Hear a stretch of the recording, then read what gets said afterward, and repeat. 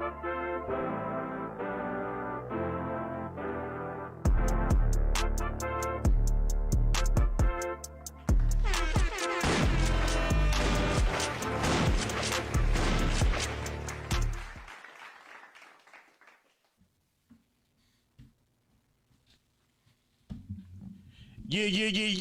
We back. We live. It's the DanYo&Tita podcast.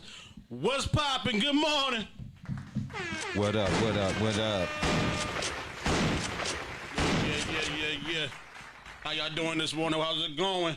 Man, iceberg chilling, G. Man, smooth butter. Let's introduce ourselves because this is going to be a dope show right here. I'm Daniel. I'm Tita. Aisha. I'm dipped to the lean. Yeah, man. It's going to be, I'm telling you, this is going to be a dope show. We got somebody dressed up looking nice today. We all in street clothes. Right, he brought wine, man. We got some wine in the building. You know what I'm saying?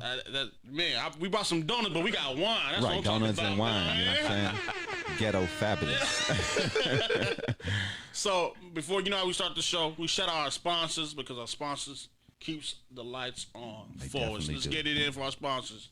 www.waywardkid.com, your site for entertainment news, sports, and lifestyle trends. They also have the Wayward Kid Foundation for kids and the editing programs to teach kids and adults how to all edit up their music videos and all that. Make sure you like their Facebook page and follow them on IG, Wayward Kid Online. We also have Kiwi Juice Bar with all natural smoothies, sports nutrition supplements, fresh pressed juice, gourmet coffee and tea, protein bars, healthy snacks, and nutritional education.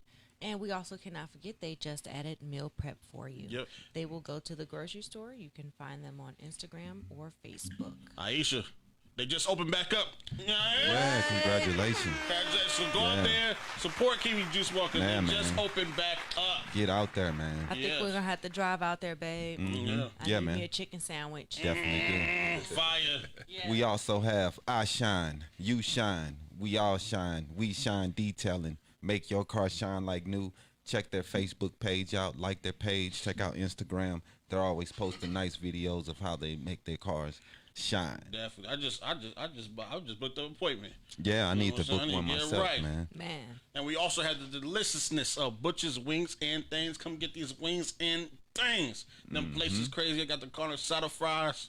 Fire. I see they got that fish on deck with them shrimps. Man. Fire, man. Them fish plates look good, though. Yeah, you saw them joints? I had to repost that. Man.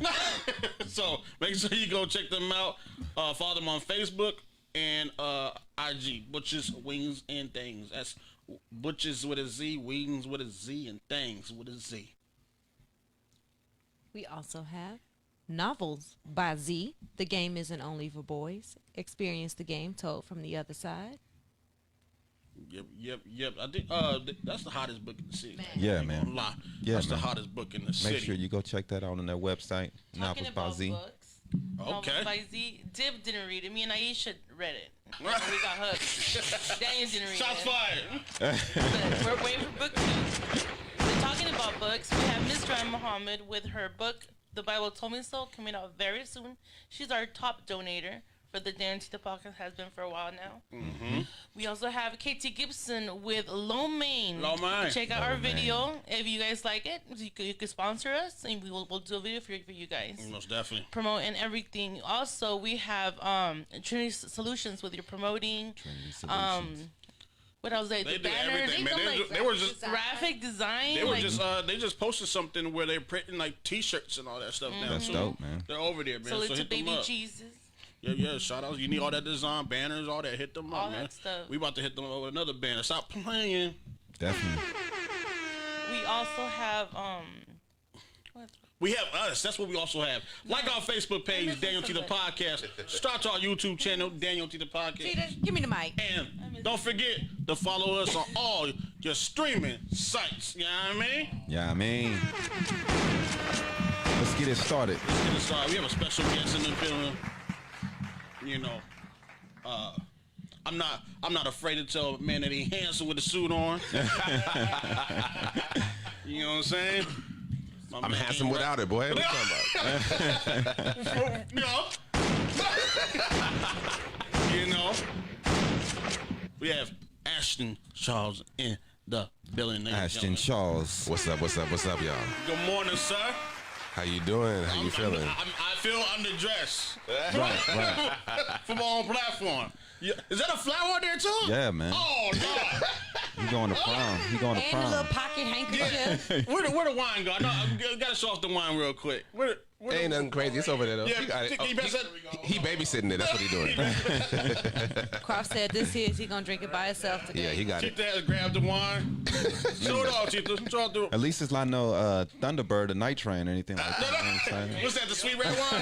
Yeah, that's what he did. Sweet red blend. There you You know what go. I'm saying? Ain't nothing crazy, but you know it's something. Definitely. How's your morning going? Going well, man. How you doing? Going well. We have you here because you're doing something big for the community. Definitely, man. Well, can we say it's the largest collab ever? Yeah. Right. I was gonna say in Arizona history, Man. but I'm gonna say ever. Well, okay, so what's funny is I actually submitted it to the Guinness Book of World Records too. Oh, you did? Yeah, I did, because honestly, it's not the largest collaboration ever, because if you think about like even classical bands, they have like at least like 100 people in those. Okay, you know what I mean? right. But I have to be with Guinness Book of World Records, you got to be very specific. It's like, Right. hey, this is the Facts. largest hip hop Right. and R&B Right. collaboration in America. It's bigger than Wu-Tang. About it just there's a whole bunch of like intricacies that I had to do Right. to submit that, and I won't even know back if we made it until like another 2 months from now. Wow. But yeah, it's pretty big, and it's because it's I don't even want to say it's just, I don't want to just put it under civil rights, because Right. we fought for civil rights. That wasn't even equality. That wasn't even freedom. That was just for us to be like, hey, can we just live and like go to the store that you go to? You know what I mean? But Well, voting was also a big part of that. well, absolutely. There's a lot more to it. Absolutely. Yeah. But I mean, a lot of that still, obviously, as you guys know, we're still not seen as equal. We No, just no. aren't in many cases. No. Not completely. Yeah. We're not. You know, Definitely. this is what it is. You know, And this song is called, just so people know what the song's called. it's called Skew. Break it down. I know there's a code. Yeah, okay, so a skew. It's like the number associated with barcodes in like stores and stuff, and whether you go to like a grocery store or wherever. It's also an initialism or acronym for "Stop Killing Us," and the parallel. The parallel there, yeah, I appreciate it. The parallel there is that we're still seen as property to a certain degree by many people, because because there's even people who genuinely want for us to be equal and free, but there's so much that has been deeply rooted in our I guess. What's the word I'm thinking of? Societal oppression. There's so much of it that's been so deeply rooted in that even those who genuinely want for us to have our freedom have unintentional methods of colorism. We'll say racism specifically, but any forms of colorism towards those who that look like us. Definitely. You know, so the purpose in doing this was to bring. I mean, because everybody does something to bring awareness, and especially Right. this year, everybody's been doing something. But Yeah, I was especially in the hip hop community out here. Been doing a lot, you know. exactly. You know, I saw like Deli Every Day did some dope stuff about Yeah. it too. A lot of people here did Yeah, that. Deli You know? A-Dub, Yeah. a lot of people. A lot of people did. Matt DeFerro. Yeah, even Futuristic talked about it. You know, what I mean? Yeah, like yeah. everybody's really like, you know, because it's bringing people awareness. I'm grateful for that, but ultimately the purpose for this project, I don't even want to call it just a song. You know, Right, The yeah. purpose for this piece is to give the artists that are here a space to speak their minds, because us as artists, we are tasked with we're tasked with documenting history, not from the perspective of those who are supposed to document it, but from the perspective of us living it. Okay. So I think that's really important that we do so. It's our duty to document history from the other perspective, from the perspective of those actually living on the side of oppression. Okay. Yeah, that's deep. See? We can get rant applause up on it. Yeah, it's deep right here. So how did you like come up with? I want you to name the artists that are a part of this. I call it art piece. Tell you the truth. I want you to tell us how did you handpick the artists, because there's a lot of artists out there. So how did you select the ones that you wanted to be on the project? I'll try to summarize it but generally speaking, what happened is, when the whole George Floyd thing happened, that like really just kind of, was the icing on the cake for everything. That really just like puts the straw that broke the camel's back, basically. Right. And that's when we started breaking records worldwide with protesting. You know what I mean? Yeah. And I went to one of the peaceful protests out here, and they absolutely are peaceful. I remember everything was just so heavy before we can go. My sisters and I went. Actually, one of them, her name's Duhara. She actually helped with the conceptualization of the visual for the album art or the song art or whatever, the barcode, having everybody stand there looking. Yeah, like that's dope. That's dope. Yeah, fire for that girl. Yeah, appreciate it. That's shout out to Melissa Zeesk and Duhara Muhammad. They're the ones who helped bring that to life. But anyway. Went to the protest after I was feeling so heavy, like I couldn't even open my phone without just feeling like, oh my God, because you're like conflicted because you want to do your part and do everything that you can to help. However, you also need to take care of you, and the best way that you can better the world is to better you. Right. Excuse me. So eventually, we went to the protest. I think like maybe the 2 weeks after everything started. And when we got there, I remember thinking like, okay, I don't know how it's going to go. But I'm just glad to be here, that we're going to be here with our people that are going to be supporting, and we're supporting them. It's not really for us, but it's for us, as in everybody, Got there, and the weight felt so much heavier. Well, it was heavier because there's so many people there carrying their pain. However, it felt lighter because there's so many people there to carry it with you. Right. And I remember it was just such a powerful moment because we all know that like a lot of us support that movement and everything. That's beautiful. However, when you're really there in person, the energy is very different and it's amplified. And I remember I was already kind of thinking of the ideas for this song. I thought it was going to be maybe like a 4 or 5 minute song, which is going to be a long time because to me, because I'm like, it's going to have like 4 or 5 people on it. That's a lot of people. No. Right. The next day, I started writing down the concept, and I wrote a hook and everything for it. And the following day, that Tuesday, I hit up my boy K Nova. He's the first person singing on that song. And unfortunately, people can't hear it right now, but they'll hear it when it comes back out. But I hit him up because I know his voice, and I know that he can convey the pain that we needed. And he has an absolutely beautiful voice, like angelic, And I hit him up, and I was like, yo, can you get here today? I will record you. I will, and he's like, because neither of us had a vehicle at the time. You know what I mean? So he's like, I'm working until like 2 or something like that, whatever. And I'm like, look, if you can catch the bus halfway here, I'll get you an Uber the other half. Just get here. And he's like, all right, bet I'm coming. You know what I'm saying? So he pulled up. I showed him what I had. We tweaked it to, both of us tweaked it to make it work for him because it's his voice. And then he sang on it. And I remember it sounded really pretty and it sounded beautiful. And I'm like, that's great, but we need to convey pain. And so I started kind of when he and I record, I always kind of like to push him a little bit, This is kind of how I do, and get the best out, right? Exactly, you know what I mean. I'm not gonna sit here and be like, oh yeah, that was a good take if it wasn't. I'm gonna be like, no, I know you can sing, and that you weren't singing, you were just kind of talking it into it. Get that soul out of you. Come on. Exactly. So after I kind of got him to, well, not just me, but like we kind of pushed each other to get him to a space where he was able to like even allow his voice to crack. But I told him, use that because that's pain. You're used to sounding pretty imperfect, but no, sound real. Oh, you a director. Go ahead. But so we did that. And when we listened to it back, we were both on the verge of tears. Literally, like, we're right there in the studio. Well, like, at my house anyway. It's not really a studio. It's just it's my laptop and a microphone. Okay. Right. So, but, we both listening to it, and we were like on the verge of tears, and we were both like, this is going to be something.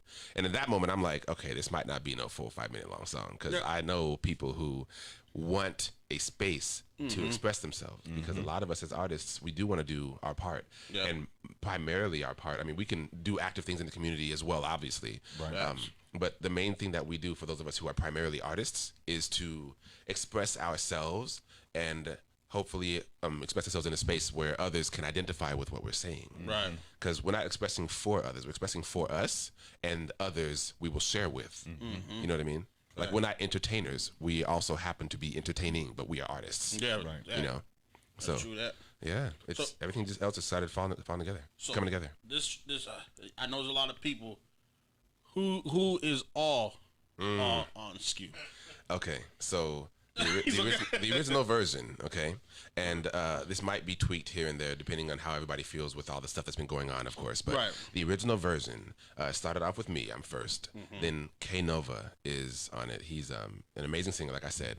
Then Eddie Wells from Dropout Kings and Tuminati. He's amazing. Man, that's a man right there. Okay, I gotta give him a shout out real quick. Eddie Wells, I swear, anytime that I've ever seen him record, he does not write before. Oh, really? He does not write before he gets there. He'll get there, even if you heard the song already, he'll get there and then he'll feel it in that moment. And then he'll write and he'll be done with the full verse in like 5 minutes. And it's like not just like a simple verse. He uses entendres and he's really good. Yeah, like he's dope, man. He's a linguistic. And always he's happy, a linguist. too. Sorry. Always happy. Always is. And he's just so positive and he's a beautiful soul. He is. After him is Sahar the Star. She's an absolutely amazing human. And that's a good friend of mine as well. She has such a powerful voice, and she kind of shifted the hook too for her. Because every singer that's on it does their own version of the hook, where they say what they want to before the second half, and the second half they all say "Stop killing us" in their own way. So after Sahar, then it's PK the Poet. And you know he's a very powerful figure here in Arizona and beyond Arizona too, but he's well known here. Definitely. And he's been talking about this stuff for years before anybody else became hip to it. He just has been. And at first he was like, I remember he was telling me that he's like, I always talk about this. Like, I don't know if I want to, but I'm grateful that he was willing to bless the track. Right. Yeah, he's dope. I've seen him live a lot of time at Poetic Soul. Yes. Oh, okay. Oh, He man. kills that joint. They love him there. I mean, everybody he performs for loves him, but like that's that was his like his spot. That's you know the what I mean? stage, yeah. It is, And then after him is L'Oreal. She's well known behind the scenes, singing behind for people a lot, but she has her own super powerful voice. And I was so grateful to have her on it. Her voice is like so angelic. It just is. And her message was very simple and straightforward, After her, then I remember it was like a little break because that's where part 1 ends. Part 2 starts with Francisco Phoenix. He does Rolling with the Rolling Stoner, his own podcast and everything, but he also hosts events too, as do I.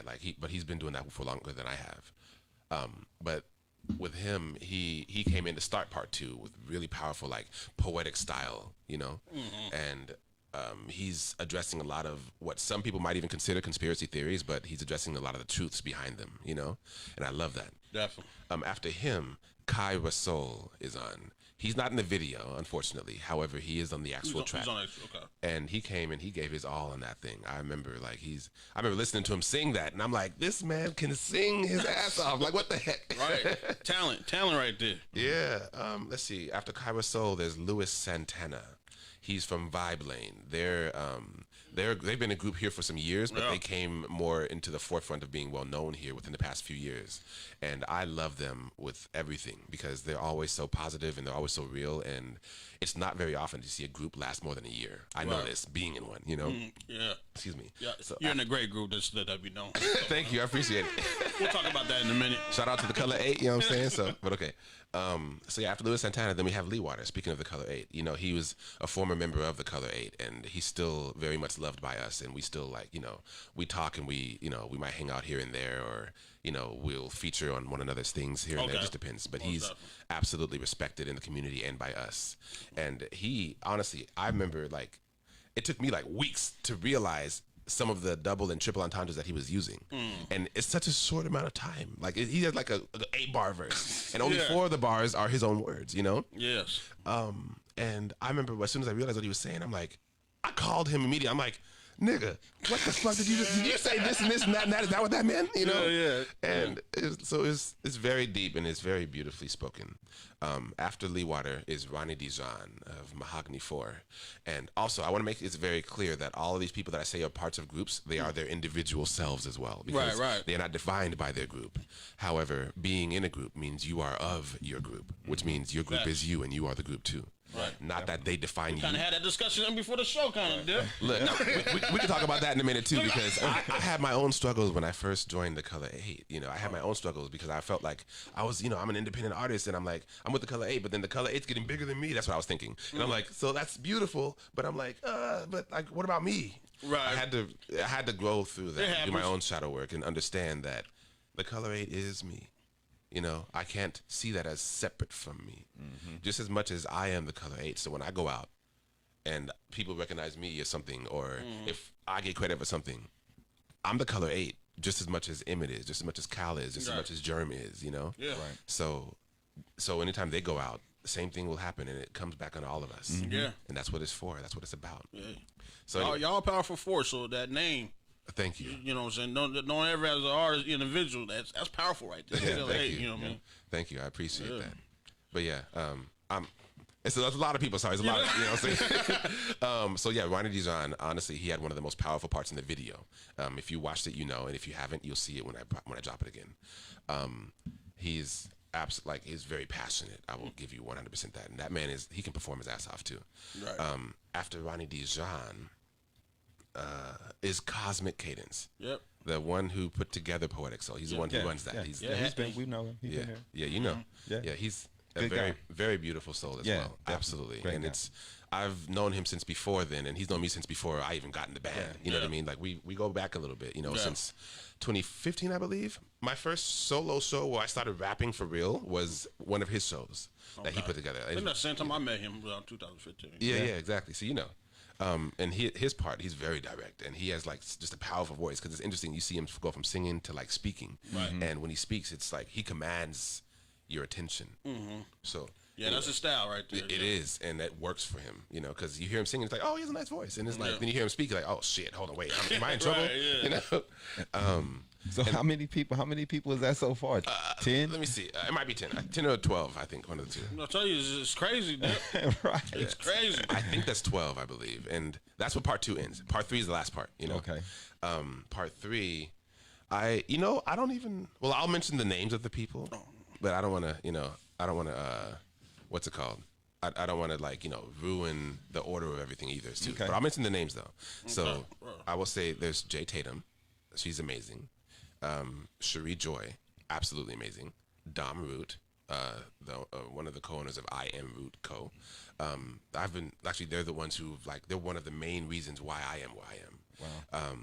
Teresa Lovely, and Stone on sax. He's like, that's the big homie, you know what I mean? And he plays sax and he sings and everything. He's amazing. And Coffee as well, a very beautiful friend of mine too. Wow. And that's all. That's everybody that's on the original version. Okay. You know. So yeah. Definitely. See, we have a quick question, real quick. What's up? For people that's watching online, is that question: what separates him from other artists out here? Me? Yeah, I think they're talking about you. Yeah. Oh. Well, honestly, I mean, I can answer that one. You want me to? I ain't got no problem. you can say what you want to say, and then I'll follow up with what I want to say. No, you go ahead. You go ahead. All I was gonna say is, the problem is that we're trying to separate. That's the problem. Because I get it, like we all want to you know, come up and everything too. However, the reason I want for this to have such publicity is not for my own egotistical self. It's because this is technically it's my first single ever. Technically, if you want to go by, like, you know, whatever. However, it's not about me. Well, it's not about me. It's about me, as in I am just as much God as you are. And I am just as connected to you as you are to me, as you are to her, as she is to him, as everyone is to everyone. Because regardless of what your beliefs are, we are all connected. And I think that the reason Arizona in the past several years, I'm not saying that Arizona's not been able to do well at all, but the reason that there's been such a shift in the community, I know you guys see it too, in the past several years, is because more of us are coming together instead of staying apart. And oftentimes, I remember there's a story, I'm not going to say exactly who it is because I don't want to put them on blast or whatever, but there was somebody who I remember I met who was like, had a similar style to me. And I remember we talked about collaborating. But then, like, he would, like, not really hit me up for, like, the next year. And eventually, we spoke again. I'm like, yo, so you done for that collaboration? I was just starting, you know what I mean? Right. And he's like, yo, so, like, I love the idea of it, but I don't want to do that because, I mean, even though I do want to, I'm choosing not to because I feel like our styles are too similar. Right. And if I want to make it, I got to make sure I'm not too close to somebody else who's doing the same thing as me. And I remember thinking, like, but I thought we were, you know, cool. Like, we were going to, you know, like, it wasn't a personal thing, but I just thought that we'd be able to make something happen. But Right. I let that go, and I appreciated him for being honest. And you know, he's a very beautiful human still, and we're still cool to this day. But like the fact is, I think we have to let go of that mentality. Yeah, you're right. Because the way we come up is from the support of others. Like there's no up if Right. people aren't supporting you. Yeah. And Right. we can all come up if we all support each other. And I No. think that even just as the black community, aside from artistry, I think we're learning that too. Yeah. You know what I mean? I mean, we've all kind of known it, Yeah. but like it takes a while to really be embedded because we have epigenetically passed down generational traumas that prevent us from being able to do so.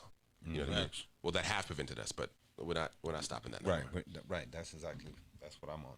It's I mean, you come to the point where you have to make a decision on which way you know what Yeah. I'm saying, which way you want to go. On Exactly. things. Exactly. So, I mean, I think it's excellent that you put this together. And like, what was you said it was George Floyd was the main. Yeah, that's the one that was the catalyst. I'm gonna say, you know, I mean, a lot of us have been, not just me, but I will speak for myself and say I've been.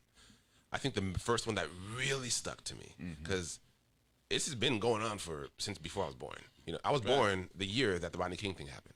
You know, I was born in '91. You know what I mean? Oh, you baby, go ahead. Yeah.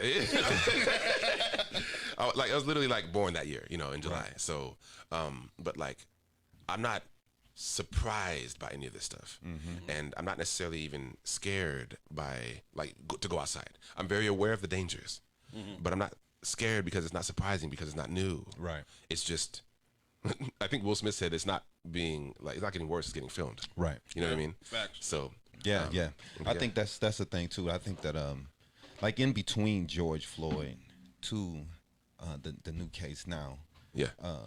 there's been other police killings in between those. Absolutely. That people did not have the same reaction as they've had of this case. Yeah. But the visuals is always the catalyst, as you would say, that springboards these things to the extreme, because when you see these things, that's what triggers the anger.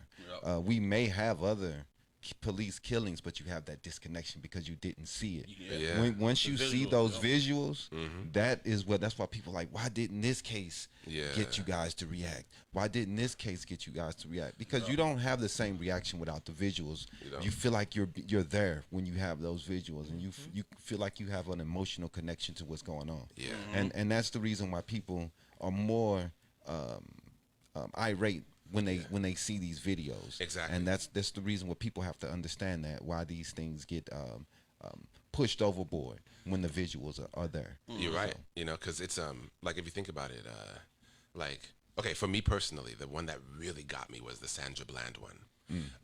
And honestly, something else that really pushed me even further was starting to realize that I'm forgetting people's names. I can't Right, remember anybody exactly. anymore. And I'm like, which one was Tamir Rice again? You know, Right. which one? Wait, I think what was? You know, I couldn't remember anymore Right. because there was so many of them that are being filmed, and it's like, and you know, there's people who say don't share it because it's traumatizing. I think in my opinion, this is my personal opinion, I think it is important to spread this awareness. However, I do also think it's important to maybe if you give a trigger warning for those who don't want to see this kind of thing, you know, because the good thing about social media now is that you can literally mute people if you need to, you know, or mute types of posts, or mute posts that have this specific wording in it or whatever. Yeah. And that's beautiful. However, like, I'm also conflicted about that because I do think that why does it still have to continue to be shown for us to feel something? Not just us, but even those who look like those who are killing us. Right. You know what I mean? And it's like, and I also, I don't want to say sympathize, but I think it's important to understand the perspective of those who are against you Definitely. as well. You have to. And when you think about it, in all these videos,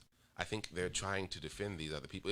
I'm talking about those who They look definitely like, are. They are, and I'm talking about those who actually are not trying to be bad people. But a lot of people, like I remember those on my Facebook, I shared the one where the guy was jogging and these guys just shot him with a shotgun or something like that or whatever. Yeah. I shared that one with the trigger warning, of course, but I shared it.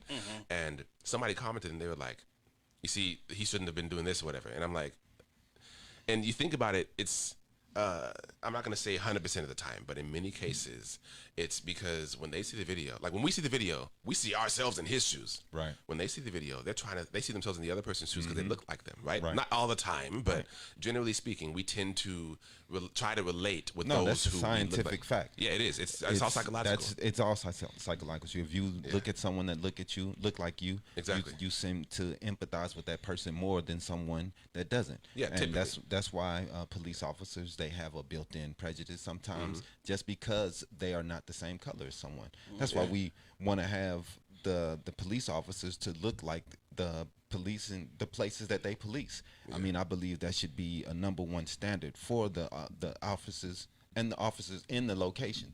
If you have a black city, then your police force should be exactly what that, you know what I'm saying, your city is. You can't do that. Have a whole lot of white people, policing a force. It's gonna, you're gonna have that bad interaction. Those are things that's happening in L.A. and all type of other places. And those things still haven't changed. But until we are represented in the police force properly, we're still gonna have those problems. I agree to a certain degree, to a certain extent, and I also am a person who feels like the whole thing needs to be revamped anyway. I'm not saying, and like, you hear people talk about defund the police, and just like how you hear people talk about when they say Black Lives Matter, and those who are on the other side of things, they're not all of them, but a lot of these people who are on the other side of things think that we're saying only our lives matter. Just like when they hear defund the police, they're thinking that we're saying no more police. Right. When in reality, what we're They saying just is take like everything to the extreme. It's just what it is, and it's like it's also a psychological thing. I'm not going to go there right now, though. But and a lot of this is, I'll speak objectively, and I'll say that I'm speaking objectively, but like in this moment, I'm speaking of my own personal opinion. Okay. So I genuinely believe that like one of the deeper issues is not necessarily just that we don't have enough representation in the policing communities. I think it's that the very foundation of what the police are, how they're trained and everything and all of that, I think that is really the root of the issue. No, you're right. Because racism against black people is absolutely a huge problem. Okay? It is not the only problem. However, it is definitely in the forefront here, primarily because if you think about it, people think that racism here is very different than anywhere else. When in reality, it's all rooted in colorism. Yeah. Because everywhere that you go, no matter where you go, there's been somewhere rooted a space of colorism for those who look darker to be shunned, to be outcast, to be looked at as like less than. Like I'm not gonna say every single place ever, but the majority of places that I know personally that I've looked up and everything. You have a lot of, not to cut you off, but you have a lot of places where everyone looks the same also. You do. So you don't have these type problems that we may have as a melting pot, where you have most places in Asia, most of these people are exactly the same. So their differences may be more cultural than it is based on looks or how dark your skin is. Yeah. Here, because we have more of a melting pot, we can look at each other and say, hey, we know he's not a part of our culture. And it's more based on what you wear, what religion you are back in these places. Yeah. I agree with that to a certain degree too. Like it's actually most of what you said I agree with. It's in my opinion, just from my perspective, I can't say opinion, but from my perspective, what I've seen is like, okay, in different countries in Asia, right? I don't want to say they all look the same. However, it's all generally speaking, like each country is like their own culture. You know what I mean? And places like America, we are literally a melting pot, right? And there's other places that are melting pots too, but that's what we're known for, technically, right? Now, in places like that, though, even like, okay, in Korea, they have severe colorism issues too, no matter how much of the same culture they are. Really? If you think about it, like in K-pop, a lot of them, really? Like in K-pop, a lot of their, like not only actors, but also singers and musicians, any of that, a lot of them, there's actually issues within there that they lighten their skin. I know skin lightening is a huge product over there. And that itself is a direct root of colorism because that's what they feel like, hey, you're going to be in the forefront, so you got to make your skin lighter. Right. That is directly saying if your skin is darker, you are not going to be as successful. Right. Which is also directly saying, it's all psychological. It is also directly saying darker skin is bad. That's exactly what it's saying. Yeah, well, they've been painting their faces white for centuries. Yeah. And it's something that they've been, it's cultural. Yeah, and I can't speak objectively on the culture stuff of that part, but yes, I understand what you're saying. Right, but those are definitely issues that we have to face. I wanted to say something that you were also talking about also on the togetherness of the city. And you know, we talk about New York and Atlanta, and we talk about those cities, and if you look at their dynamic, they're very family oriented. Yeah. They're all together, and they all support each other. That's important. And I think that Phoenix has to look at those places. Yeah. And realize that it takes a family. If you look at the Philadelphia groups of the Roots and all of those, who else was with them? Lauryn Hill and I and follow all you. of those people. You know what I mean? They Like how all Jay-Z and became Busta Rhymes are rapping in the lunchroom together. Yeah, Right, I know what you mean. and Biggie and they all went to the same high school. If you all look and see that these people are from the same places. Yeah. That's because they helped each other. Exactly. And they supported each other's careers, and instead of us tearing each other down and ripping at each other, we should be looking at that blueprint right. and going with that, because that's the way to go, man. It's love, like you were saying. It's hate is not going to get it, and you see, all we do is hate on each other out here, and that's a huge part of the problem. Definitely. I've seen it, you know. Definitely. Look, I gotta tell a story real quick. Go ahead. What's What's that? up? Right here. So, Adam hit me up. Would you hit me up last month? It was last month. Oh yeah, go ahead. And I'm not gonna tell the whole story. But anyway, he was, he wanted to get an interview, get a new single coming out. It's fire. You know what I mean? I said, well, let me get you on Weekly Sound Session. That's where we do our music interviews at. We don't really do the music interviews on DanYo&Tita podcast. Right. He's like, nah, I don't want to be on that. Hey, I mean, I was down for both, but I wanted the DanYo&Tita. You know what I'm saying? I want DanYo&Tita podcast. I don't want to be on the Weekly. I said, but that's what I don't care. I said, we kind of, at that time we were kind of booked up, you know what I'm saying? He said, well, tell me when you're unbooked if I can get on there. I used to be in sales, man. You got to know how to talk to people. I don't know. I said, let me see what we can do, man. You know what I'm saying? And it's all good and everything. It's all love and everything, too. Yeah. That's still hilarious. Yeah, though, man. But like I said, once you broke everything down, because I didn't hear the joint. I didn't know the art piece and all that at the time. But now, perfect timing. Yeah. Perfect timing. And I'm just once grateful we that you- saw that and we saw everything that you was doing, and that's what it. When you're doing something for the community, that's what it's about. And this is what your song is about, is community based, and that's what we want to make sure everyone know. That's what we're about. We're about the community. And I know I've if seen you're you doing guys something doing about that. the community, then that's what we're about. Most definitely. And I appreciate that so much too. So, but I want to make something very clear here, because my name's on the song, like as far as the creator, whatever you want to call it. I know I'm already going to get looked at that way or whatever. So when we speak of this song, I don't like to think of it as my song, because No. I might have facilitated this. Absolutely, bless you.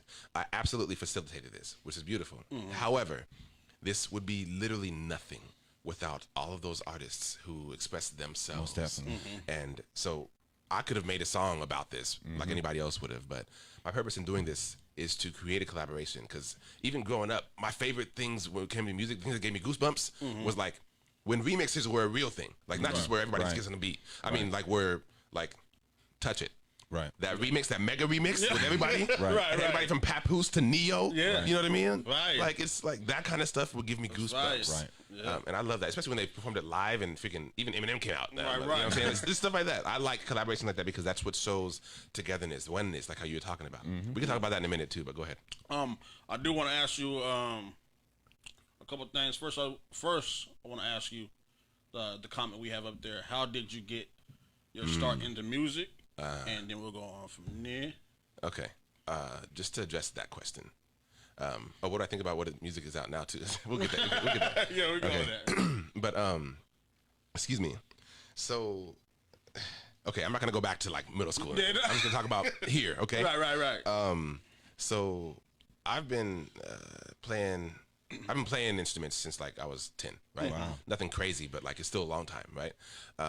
And I didn't realize that I could potentially rap until I was about 17, you know. But I would only just like mess with my friends a little bit, you know what I mean? We'd like record something and just go like, at his dad's house, and then because his dad had some stuff, we didn't even know we needed headphones. We'd have it on the speakers and have the microphone on and everything, Right. just recording, and we like, hey, that's me on the track. And we played in the car, because we had a little tape with a little aux cord coming out, you know what I'm saying? Yeah. And we like played in the car, like, yo, that's us, we on the radio right now, but like a couple years later, I quit music completely because, like, when I was in college, like, I was used to being number one in high school and stuff when it came to clarinet, saxophone, stuff like that. Got into college, it's a whole different level. You know what I mean? Yeah. And I was at a community college. You know what I'm saying? And like, there's people out there that's outplaying me. You know what I'm saying? It's just I didn't have that exposure before that because I was just so used to being number one in the city or like at least in the state band or whatever the heck. You know? Right. And that was only at my level that I was at though. So I quit music. Wow. I thought maybe I don't have what it takes, whatever. I'm okay. I'm gonna go into corporate America. I was working at a bank. I'm not gonna say which one, whatever. But I was working at a bank and I was making my way up and everything, trying to figure that out. And I'm like, okay, this is a career. I'm trying to build this career for real. And I realized that I wasn't really happy there and everything. Like it took about 4 years to realize that. 2014 is when I realized. The end of 2014, I remember one of my friends. I don't know if I'm speaking too fast. No, I speak do your fast, thing, so do you know your what I'm saying. thing. Just, okay. So I remember in the end of 2014, one of my friends, her name's Dakari. That's one of my closest friends, absolute closest friends. Her dad was playing at this open mic, and I had never played at an open mic before. And I remember I was showing her a song that I did, and she showed her dad, and he was like, "Come play it at the place." I'm like, "Okay, I mean, I'll try to." You know what I'm saying? I don't know. And I remember the day came when I was supposed to, because like they were practicing the song. They were, and I'm like, I'm over here trying to play it exactly how I played it on the track that I recorded. You know, because this is my first time getting back into music. Excuse me. And when I tried to, I remember I just kept messing up, and I'm like, I'm not gonna go. I'm just not gonna go. I'm not gonna go. I'm not doing it. I ain't doing it. And she was like, "Boy, if you don't get your ass out," you know what I'm saying? And I'm like, okay. I'm gonna go. We're gonna see how it goes. You know what I mean? Yeah. And then we get there, and then I get on the mic eventually, and like I'm nervous and everything. I'm like, my name's Ashton, and this is my first time on the microphone like this or whatever. And I'm gonna play a song, and then but while I was talking, the band started just kind of coming in with the song. It's that song "Rocket" by Beyonce, by the way. Okay. Yeah, That song, it's real like dun dun dun dun dun. You know what I'm saying? It's like it's super like it's my vibe. Okay. They don't like Beyonce, just to let y'all know. Oh well, I like Beyonce. She cool. I like Beyonce as an actor. Fight me. Fight me. Yep. Fight me. Double What? boo. I don't care. You lost me, bro. However, I don't care. I don't care. Except for in The Lion King, I did not like that at all. Yeah. That was really bad, actually. I like the movie Lion King. I did not like her part in the movie Lion King at all. And this is the person who likes We all her. scratching the. Anyway, okay. So, I got up there, I started playing, and I forgot my part. All right. I just decided, but like I just felt it. This is the first time I'm listening to it with the live band as opposed to with just the track. Excuse me, and I just started freestyling or whatever, playing the saxophone. And I don't think it was like the best solo, but to me, I'm like, oh my God, it's my first time ever doing that. I've never done it before. Oh my God, Yeah. And after that, I was like, okay, maybe I should keep trying to do this. And that same year or the next year, I started playing more, learning more songs. So I actually rapped my first song and my first time on stage that following year. Okay. I got into the hip hop festival. Shout out to RTU. Regardless of all the flack that they get, they are a big reason why a lot of us are connected now, including me. It's why I am here. Right. Like as far as the hip hop side of things goes, and when it comes to rap, they gave me that platform to be able to definitely. see if I can networking. even do this. Exactly. Yeah. Facts. So and ever since then, like I've just been consistent with it, and I met the band in the end of 2015, Yeah. and we started becoming more official in 2016, and we started doing First Friday, and we were there every single month. I think I seen y'all first Friday. Yeah, Rocking there. that's Stop playing. Yeah, that was it. You know what I'm saying? Thank you. What Appreciate it. were you guys set up on First Fridays on the? We were set up, and humbly speaking, we were right there on 3rd Street, 2nd Street. So just right on the street, huh? No. Second No, Street. it was on We were in like a big. Yeah. We were in a big. At first, we started in like this little alley. That's Okay. what, yeah. But then we shifted to the other side of the building by the Monarch Inn. It was on okay. 2nd Street in Roosevelt. Okay.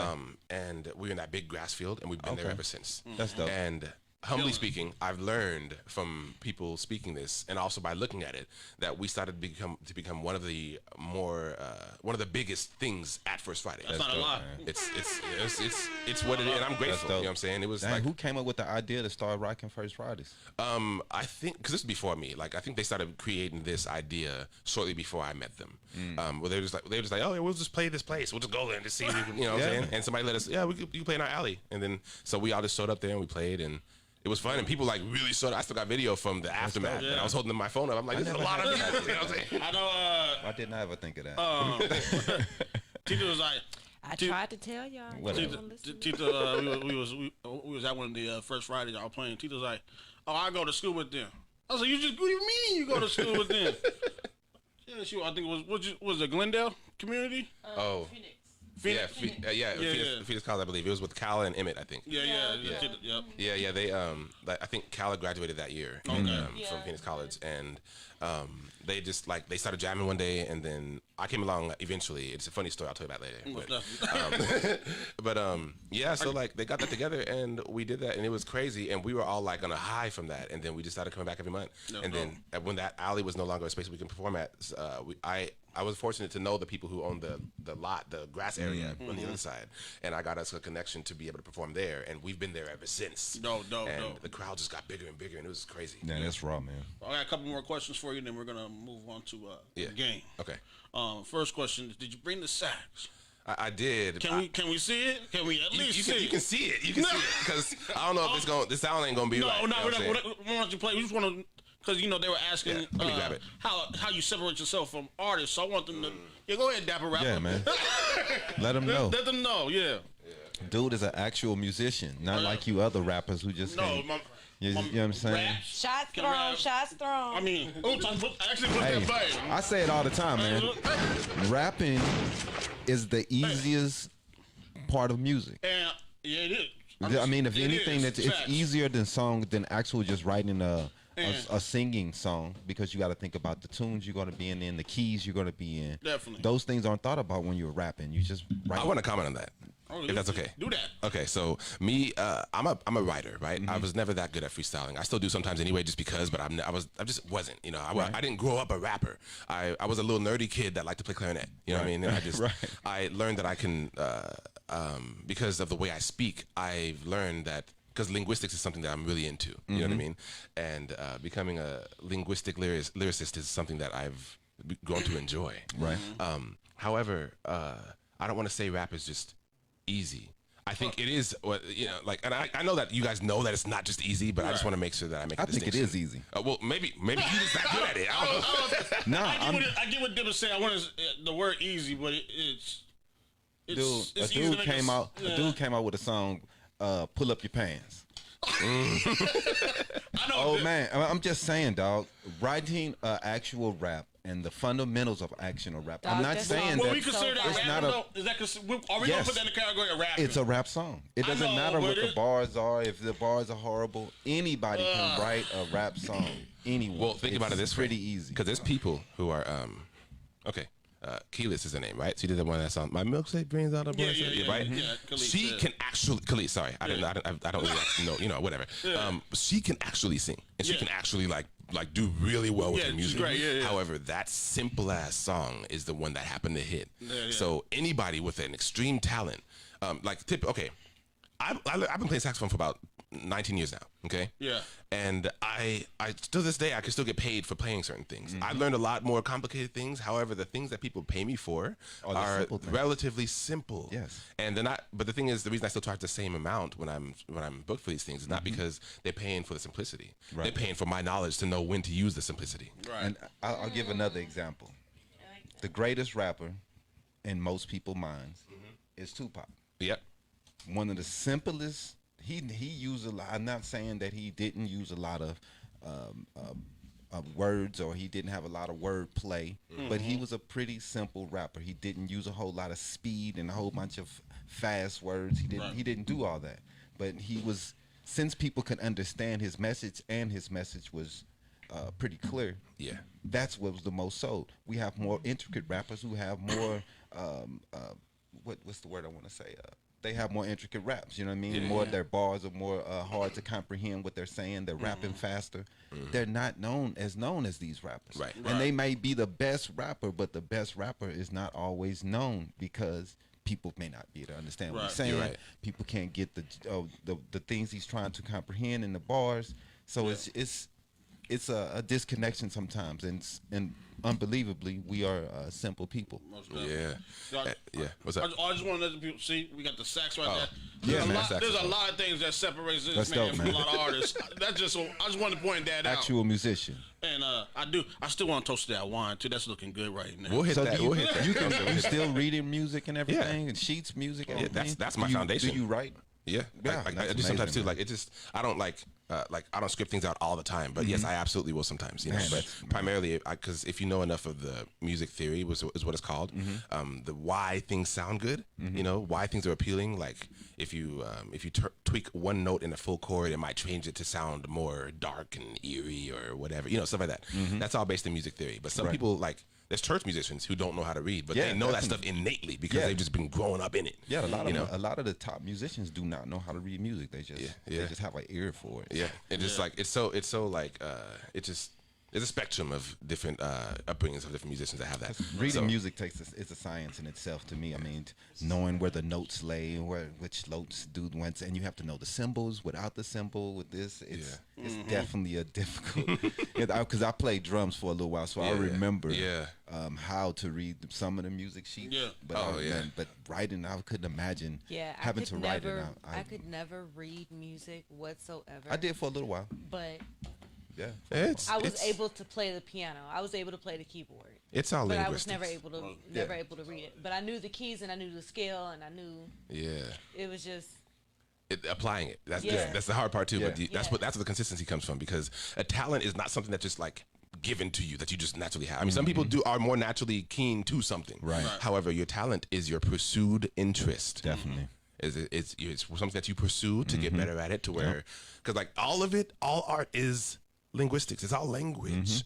So if you think about it, like the reason why, let's talk back to the simplicity that I was talking about a minute ago. Okay, I'll sum this up pretty quickly if I can.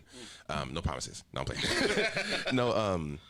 If you think about it, let's say an infant, or let's say somebody that's like maybe like 1 year old, they know basic words.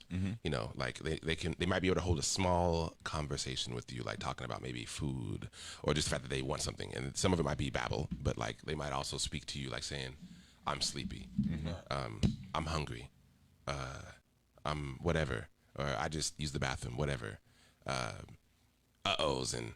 You know, whatever, stuff like that, right? So we get their base foundation. They can at least speak the things that they need to survive here. Definitely. And then, like, if you speak to, like, a toddler, they can have a full conversation with you. Like, you know, well, I think this is this and that. And it still might be simplistic, comparable to conversation that we have with one another, you and I, but it's still something. But they can start to tell you that I feel sad. I feel happy. Right. You know, and then you get older and you learn more words and you add more to your arsenal of linguistic terms or whatever. That's whatever. You add more to your arsenal of words you can use. And then you get older and older, and then you start to like actually be able to convey real feeling, as opposed to just like sad or, you know, happy or whatever, because over time you learn more about, not just more about yourself, but also learn how to convey what you feel, using that language. Sorry. And as you get older, then you start to learn even more complicated words and complicated like sentence structures and all that stuff, whatever, where you can have a full conversation like naturally. It becomes second nature. Well, some of us. Well, yeah, some of us. But like naturally, that's the direction naturally of things, right? And however, just because you know you have all these vocabulary words, I can say I'm feeling melancholy. I can say that I'm feeling disgruntled or stuff like that. But sometimes I just want to say you're talking about melons, man. the thing is, sometimes I just need to say that I feel sad. Yeah. No matter how much of an arsenal of vocabulary I have. Quick sometimes question that's for y'all, important. not to cut you out. Go But ahead. what level do you think the average American read at? 8th grade. 6th grade. I was gonna say about probably like a Probably middle school. middle think so. school, school Yep, level. y'all right. 7th, 8th grade is the average American reading level. Well, I So have my- all these intricate words and they don't understand it. Yeah. they don't understand that dapper talk. See, that's not a them problem. That's an education problem. Oh, it is. Definitely, It definitely is. But that's It's why a I'm just system, saying this, that sometimes the most simplest things are the things that get off that people connect to, because it's so simple, and because unfortunately we are simple. Yeah. But I'm happy that there are people that think higher than that and don't make just dumb music, because you have to think of the higher intellect people, because we don't all want dumb music. We want higher right. level music. You know You what I right. mean? but I like to turn up to some stuff too. So I think duality is very important. Definitely. You know, not necessarily saying that everything is binary, but there's a duality and there's everything within that as a spectrum. Definitely. You know what I'm saying? So it's I do think that it is important to have those, like, because I rap fast and I like to complicate things. Even if I don't rap fast all the time, like I like to complicate things, and I also like to add harmonies and like you have melodic a rap lot of stuff. voice pitches and different things like that. And I think of theory when I do that stuff. You know what I mean? Like I think of music theory when I'm just rapping, but I might rap in like a tone. You know what I mean? So I might like rap in this tone, then I rap in this tone, then I rap in this tone, then I rap in this tone, you know, stuff. Whatever. It just depends. No, that's whatever. dope though. But it's like, I just think that it's well, honestly, I'm kind of rambling at this point. So I got 2 more questions for you. What's up? And then we're gonna go to the game, and then we get into our segments. All right. Number 1, explain "I Still Love Me." Oh yes. Yeah. So that actually is very personal for me. Okay. I'm grateful that you even brought that up.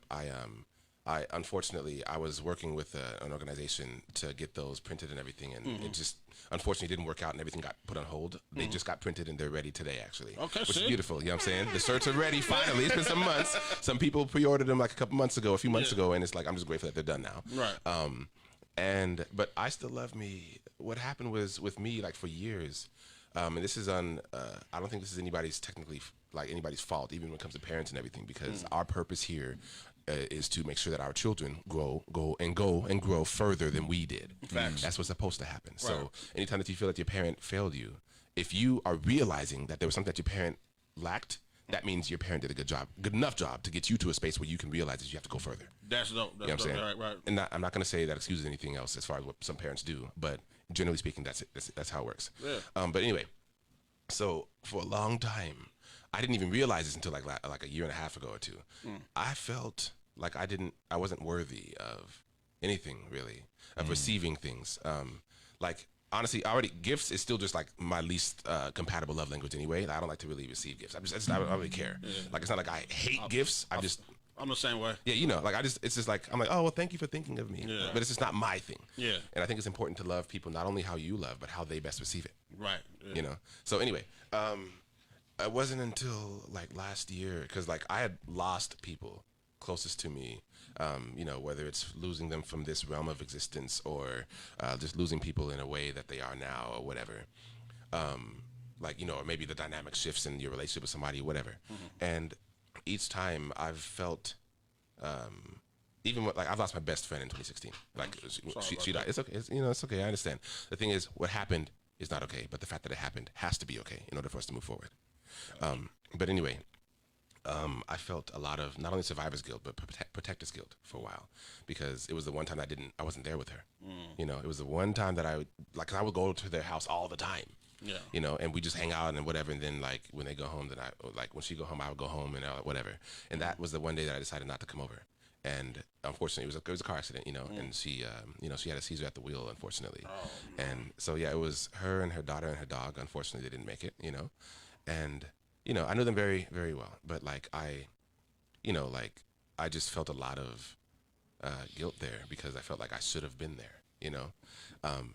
I think it's important to understand the duality here and understand like that both one, if I was there, technically maybe something could have been different, but I wasn't. So I have to accept that and also understand that even though what happened hurts, it happened. And in order to move forward, I have to accept that it did fully. Right. So it took a while for me to really get through. Like I accept things immediately, but it took me a long time to really feel through that. You know, to get to a space where I didn't feel so guilty anymore. And I also, like, even in my love life, too, over the past few years or whatever, like, it's just, I felt like I was just, like, you know, I just felt like I wasn't worthy of things or whatever. And it was something that any people that I've been involved with, they probably had to deal with themselves, too, you know what I mean? And when things didn't work out, I couldn't, I hated, I don't even like inconveniencing somebody, let alone hurting somebody, causing somebody pain. And the fact is, though, we are all going to hurt somebody with our actions. We all are going to hurt somebody, whether we want to or not, because intentions are beautiful, but they are not everything. But yeah, so last year I finally got to a space where I'm like, I started to realize with all of that, at first I was like, in spite of all of these things, these faults, I do still love me. And then I realized, not in spite of, with all of that, Right. I still love me. Right. I am worthy of being love and being loved. Right. And I am absolutely worthy of being the one to give it to me. And I think that a lot of us talk about self-care but don't really understand what it is. Right. Because That's true. it's also important that we understand that when I say I love me, you are me and I am you too. So I am speaking of us. Right. I understand. That's deep right there. That's really what it is. Definitely. I like that. That's deep. Some things you say I definitely relate to, right? Yeah. That's nice, right? I appreciate you for real, for even not bringing that up. Most definitely. And then I wanted to speak on the last question, the situation with Skew. Why did you take it down with the videos and the song itself? Okay. So the song itself is a very beautiful and powerful piece that is allowing all the artists involved a space to speak their piece, you know, and to really kind of get that out and exert what they've been feeling. There's somebody in the video, there's a white person in the video, right? And I already knew that I was gonna have controversy. I was okay. I was willing to eat that. I was fine with that. Okay. Right. Because you know. It is on a very powerful part too, where everybody has their fists up too, and I already know that some people don't like that, you know. But if it starts the conversation, it starts the conversation. You know what I mean? I was okay with the fact that it was starting it. I didn't plan that. However, when I look back at the video, and I was like, that wasn't supposed to be. I'm like, well, it's fine because honestly, like in my eyes at the time, I'm like, if there's a real ally who's really for us, then I was okay with it, and I also was aware, like, but I sent the video to everybody involved before I posted anything to make sure they were okay with it. You know what I mean? And nobody said anything. Maybe some of them didn't see it at first or whatever, but you know, whatever. So that part itself wasn't the reason why I took it down. What I found out, unfortunately, is that there's somebody who's in the community who has been outed as abusing a lot of women in the community of artistry that we know, okay? Women that are close to us here in Arizona, in Phoenix. And this is somebody, I don't know the person, I don't, honestly. But apparently he's a well-known enough person where, like, when he was outed, like, it was an issue, a real issue. And people, you know, it takes a lot of courage for anybody on the oppressed side of any system of oppression, especially women, especially black women, and I'll say women of color too, but I'm talking about black women at this point, okay? I think us, like, because me being a black man, I'm on both sides of oppression. I'm black, so I'm still on that oppressed side, but I still have more privilege than a black woman does, okay? And oftentimes that can blind us. So what happened was, apparently when this person was outed, that same person that was in the video was rushing to his defense. And you know, it is just, maybe it was out of love or maybe it was whatever. I don't know those details, okay? But I know the person, and I know that she, well, from my perspective, she has a very beautiful heart. However, I also know that we all make mistakes, and we all, not just mistakes, but also just bad decisions sometimes. You know what I mean? And ultimately, her defending this person who was outed with proof as an abuser is her perpetuating abuse of our women. The same people that she quote unquote stands for, right? And I personally still believe that she is trying to stand for us, but like, cause I understand what it's like to be on the side that has privilege in a system of oppression and trying to learn and get away from that, but also in that process learning that there's more privileges that you did not know about that are just so innate that, like, for me, for example, like, I can go to the store at 2 a.m. I'll be fine. I mean, I still have to worry about, I'm thinking more like maybe like, you know, if, like, you know, if police try to stop me or whatever, that's about it. But a black woman is thinking about that, and they're thinking about just a guy just feeling something and just wants to attack her just for no reason. You know, there's different levels to that. And I think that it's important that we try to address those privileges that we have. So anyway, that's what she did that. And she made her own post about accountability and understanding why she was wrong and everything. And, you know, of course, anybody, if they're listening and they're really interested in this, they can go look at that themselves. But she did make her own post talking about that and apologizing and everything. And however, even if people accept her apology, the fact is it still happened. And that is very triggering for some people. My role in this, is that when I found this out, when I found out the gravity of the situation, right before part 2 came out, I remember it was a very heavy conversation with a very good friend of mine. And I honestly don't know where we stand now. Like, I still absolutely love her, and I'm sure she still loves me too, but I know that she was very upset with me and she might still be, and it might have changed everything. I don't know. We haven't spoken ever since then because it's not my place to try to intrude on that. I will still absolutely reach out and say, hey, I'll do my part, but I'm not going to force myself on anybody. You know what I mean? But I just think it's really important to take accountability. So anyway, we had a conversation, a very heavy one throughout the day, and it felt like we were talking in circles for a while because it's so much emotions going around with this and everything too. And we got off the phone, and I remember I had to sleep on it. I slept for like 12 hours that night because it was so draining. Next day, I got up. I'm like, okay, maybe I can go in and like take her out of this. Maybe I could take this person out of it. I went in and I looked at it, and I was like, oh, this person is in a very prominent part of the video that I can't take out. Like one of the person's verses, this person, the person that I'm talking about, she is in one of the verses, like as far as physically in the video. Okay. Prominently so. So I can't take her out without redoing the whole video. So I still released part 2, but I made sure I talked to everybody involved with the project, or I at least sent a message saying, hey, I want to make sure that we address this moving forward correctly. I'm still releasing it because I can't take her out of it, unfortunately, but this and that, right? And, excuse me, I thought everybody had seen it, I think eventually everybody did see it, but I also was asking opinions on like, hey, so how do you guys think that we should move forward with this to make sure that we address this correctly, because this is a problem. And not everybody was responding, and I remember thinking like, okay, well, I'm gonna keep going until people do respond, whatever, so I'm still pushing the song. And it wasn't until a couple weeks later, because still nobody was really responding, because I sent another message, but nobody was responding, and I'm like, okay, because we have this whole group chat thing. So it wasn't until a couple weeks later that I started to realize the true gravity of the situation, and it wasn't just because I personally realized it, but because I had to be shown. Because ultimately, one of the problems is that I was still pushing it, knowing that this person was in it. You know what I mean? Yeah. And at the time, I didn't see it as a problem because I knew that I was going to be addressing it. But regardless of what I was going to do, I didn't yet. And to those who were impacted by this person who's been abusing them, that silence still speaks. You know what I mean? And that is a problem. And I had to take accountability for that, absolutely. But on top of that, the fact is, in that time, that 2 weeks time frame, a lot can happen in 2 weeks if I haven't spoken on it. And anytime that we have knowledge of something that's that important, of somebody here who is abusing people, who is doing an injustice to the very people that this song was made for, to anybody, period. But in this case, the people that this song was actually made for do not feel safe here. And I didn't speak on it in time. And that little bit of time, a lot of things can happen. Somebody could have very well become another victim. Could have. And I had to own that. I put a whole video talking about it. I mean, I didn't even see that. As much as I say that I stand for black women specifically, because I like to make sure I put my my focus on that, because everybody has their own thing that they stand for. I do my best to fight for black women. However, I also have to understand when, even though I think I'm fighting for black women, am I really benefiting them? And because they are us, that we come from them. You know what I mean? And regardless of what we believe in, like, we all come from them. Okay? So why are we not protecting them?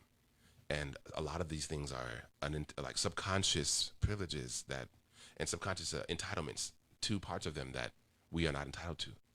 So I had to make sure I took accountability for that. There's more details, of course, but generally speaking, I took it down because I had to be shown that me having that up was me aiding in perpetuating abuse, because this person who is now a trigger for the woman who dealt with this abuser is in the video now, and I chose not to take it down.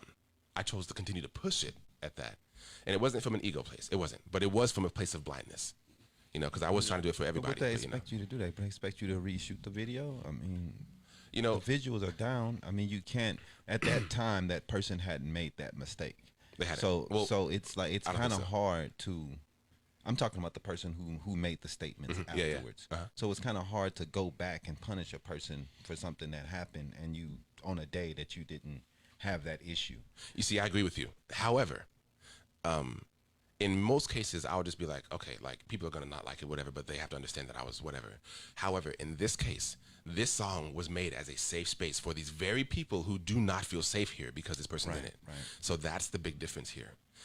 So I absolutely took it down. At first I thought maybe I'll just, make it, put a trigger warning on it or something. I'm like, no, I'm going to take the whole thing down. I'm actually reshooting it this coming week. Okay. Yeah. All right. So like the whole video, most of the video is good, but just those parts, I'm reshooting completely this coming week. Okay. So yeah, it's, so I gotta eat that. I love the visuals, the visuals are dope, man. And it's a great video. So I mean, shout out to Martez Cornelius. He's the one who filmed everything, and it's hard to make something that long, that interesting, Right. in a black and on a white screen with black people in black. And that's what I was going to ask. When did he come? Who was the decision to make it that way? Oh, it was my decision to make it that way. But however, like all the artists brought their own creativity into their parts. Like when Monty Design was like face down and stuff like that, you know, all that stuff.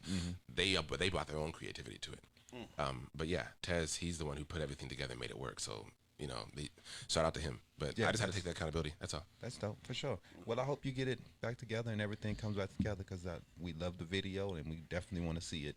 Thank you. Miss Sam remain as one of the top songs and become Yeah, something that everyone hear because I think it's a special song. Songs important, been picked up by different websites. Yeah, thank you. I appreciate Phoenix it. New Times and all Yeah, that? yeah, New Times. You know the AZ Central, it's very impactful. So Yeah, Thank so you. definitely, and we are behind everything you're doing, man. So anything Appreciate you it. need, anytime you need anything, platform to come anywhere, anytime, we're here for you. So Thank you. I appreciate most it. definitely. yeah, open doors over here. Go ahead. We're gonna get into the game, but first let's shout out our sponsors because they keep the lights on.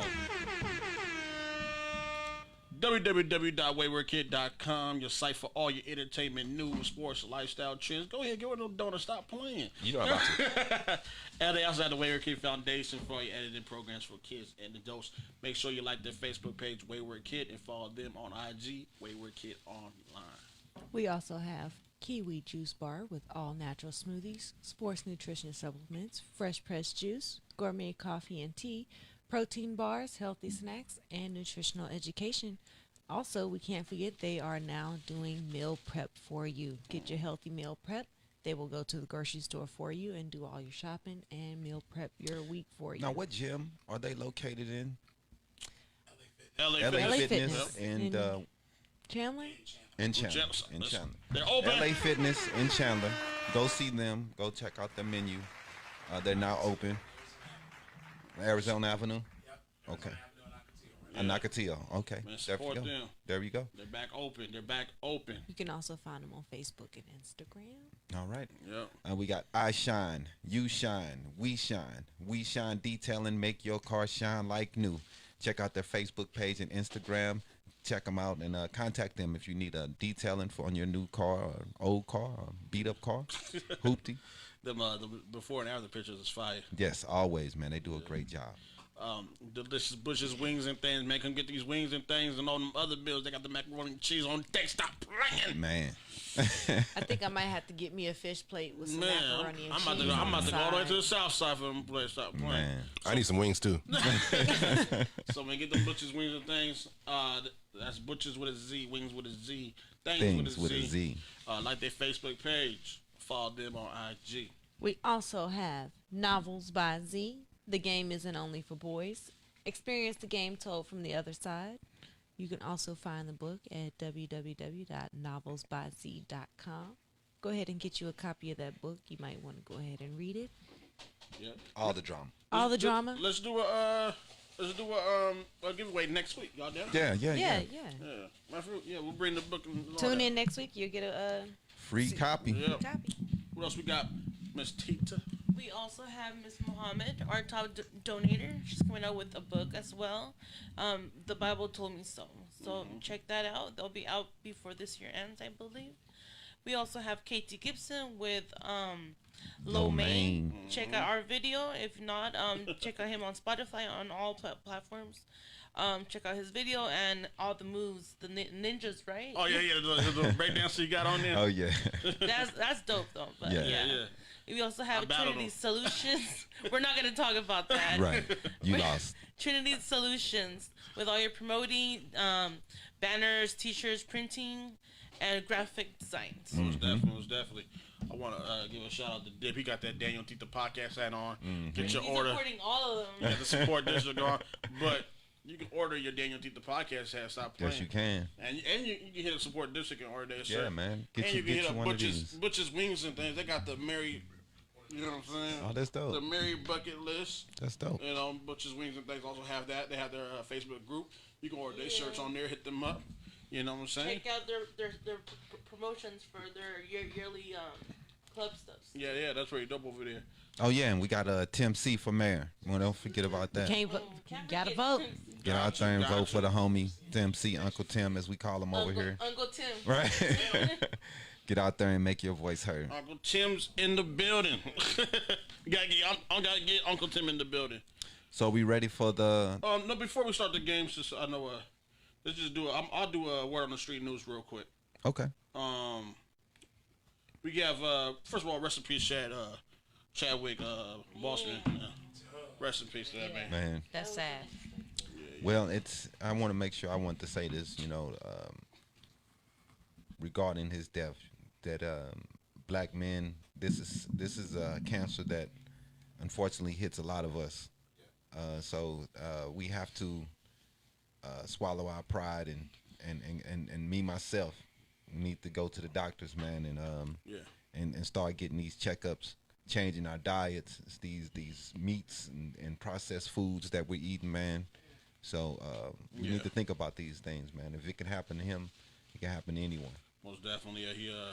He was diagnosed back in 2016. Yeah, and never spoke about it. But right. we all.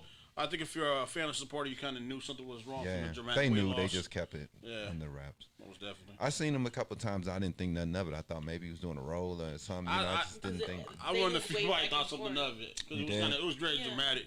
Yeah, to me, but Yeah, his most recent photos were very. Yeah. The weight loss was very visible. Right. You notice in the Spike Lee joint. Yeah. We have a billboard advertising company called Lamar has come under fire after rejecting 2 billboards designed by Jay-Z's Team Rock that features the names of 3 people killed by the same police officer. So they're under fire right now for denying those billboards. Wow. Yeah. So both billboards were depiction of Officer Joseph Minsha. I think that's the officer. So he's the one that killed these individuals on 3 separate And he's cases. still officer? Still officer. Yep, still officer. And then they denied the billboards. We have a black-owned media company called My Channel Inc. that specializes in video and tech. Is now claiming that Kanye West used them to steal their technology and to make millions off of the Sunday service. I remember he was on tour. Mm-hmm. Yeah, so they're suing Kanye for accusation he stole their tech and bailed on Kanye was supposed to invest $10 million in the company. But now he's touring around with Sunday service and using their using their tech anyway. Using their tech, yeah. And didn't spend the $10 million. Yeah, they were helping them at first 6 months. That I guess they didn't want to do it no more, and they did like 10,000 man hours. They helped them out with. So, yep. He didn't give them no money. You have Joe Budden says. It's no longer with Spotify, basically. Wow. He's no longer. He said they undermined it and undervalued his podcast. He did sign a 2-year exclusive deal with Spotify back in 2018 with the Joe Budden podcast with Roy and Mal. In the recent episode, you can hear Joe Budden going on a rant about about no longer being with them and contract, how to design the contract. I think the contract officially ends September 23rd.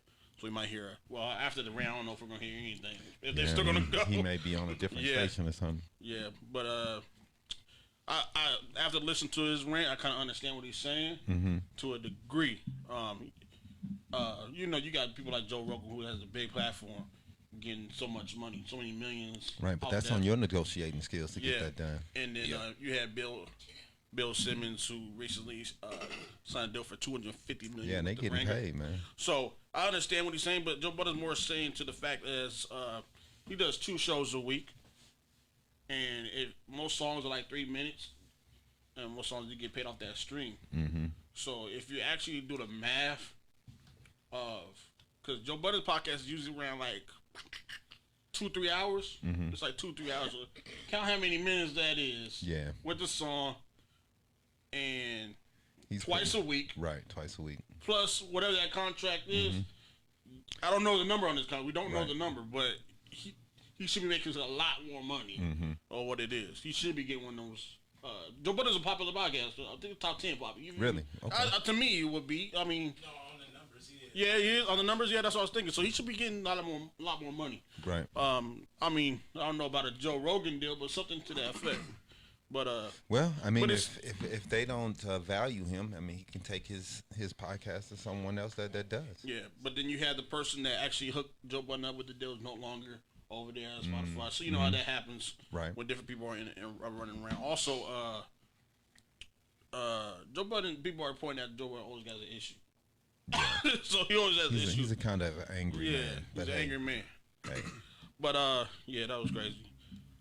We have Emmett Till's anniversary was yesterday, 65 years. Yeah.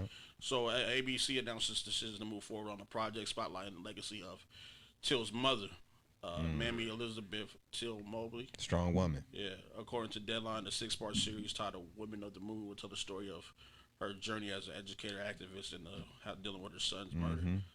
This project is going to be produced by Jay-Z and Will Smith. Dope. Yeah. We have R. Kelly got beat up in prison. He got beat up. R. Kelly got beat up. That's it. That's what we're gonna go with that. R. Kelly got beat up in prison, y'all. They don't have him in the celebrity wing or nothing. Now they do. They got him in some type of new thing. Protection. Yep. Okay. We have a Missouri cop investigated after party with underage girls, underage drunk teens. They recorded it on TikTok. Goodness gracious. And let's play a game of Black, White, and Other. I'm gonna point at y'all, and y'all tell me. The story is a Florida man stole a scratch-off ticket and went back to the same store to catch the winning ticket. It was $30. Dip. Black, White, or Other. Man, damn, that's dumb. I'm gonna say black, man. Unfortunately. Tita, Black, White, or Other.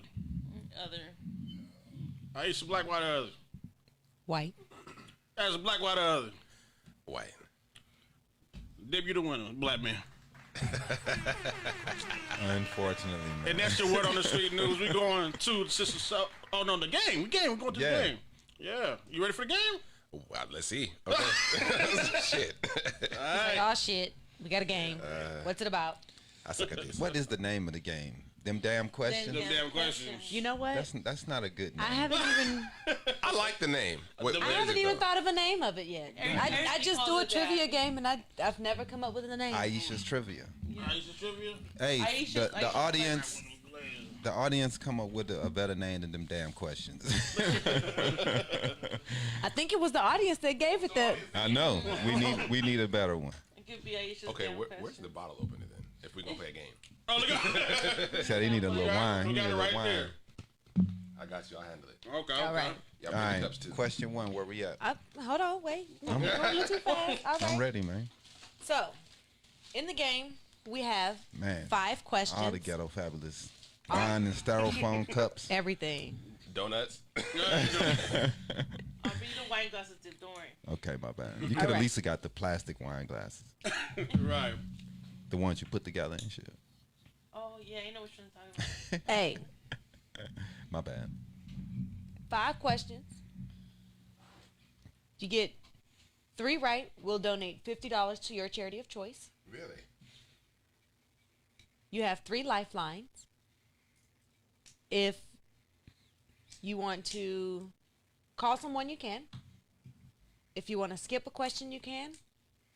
Or if you want to Google a question, you can. In which case, we'll give you 45 seconds to answer the question. Okay. Wait, how's your internet in here? It's all right. It's average. Sometimes it's good, sometimes it's bad. See, I moved to extend that to a minute and 30 seconds. Question 1. Okay. Let's go.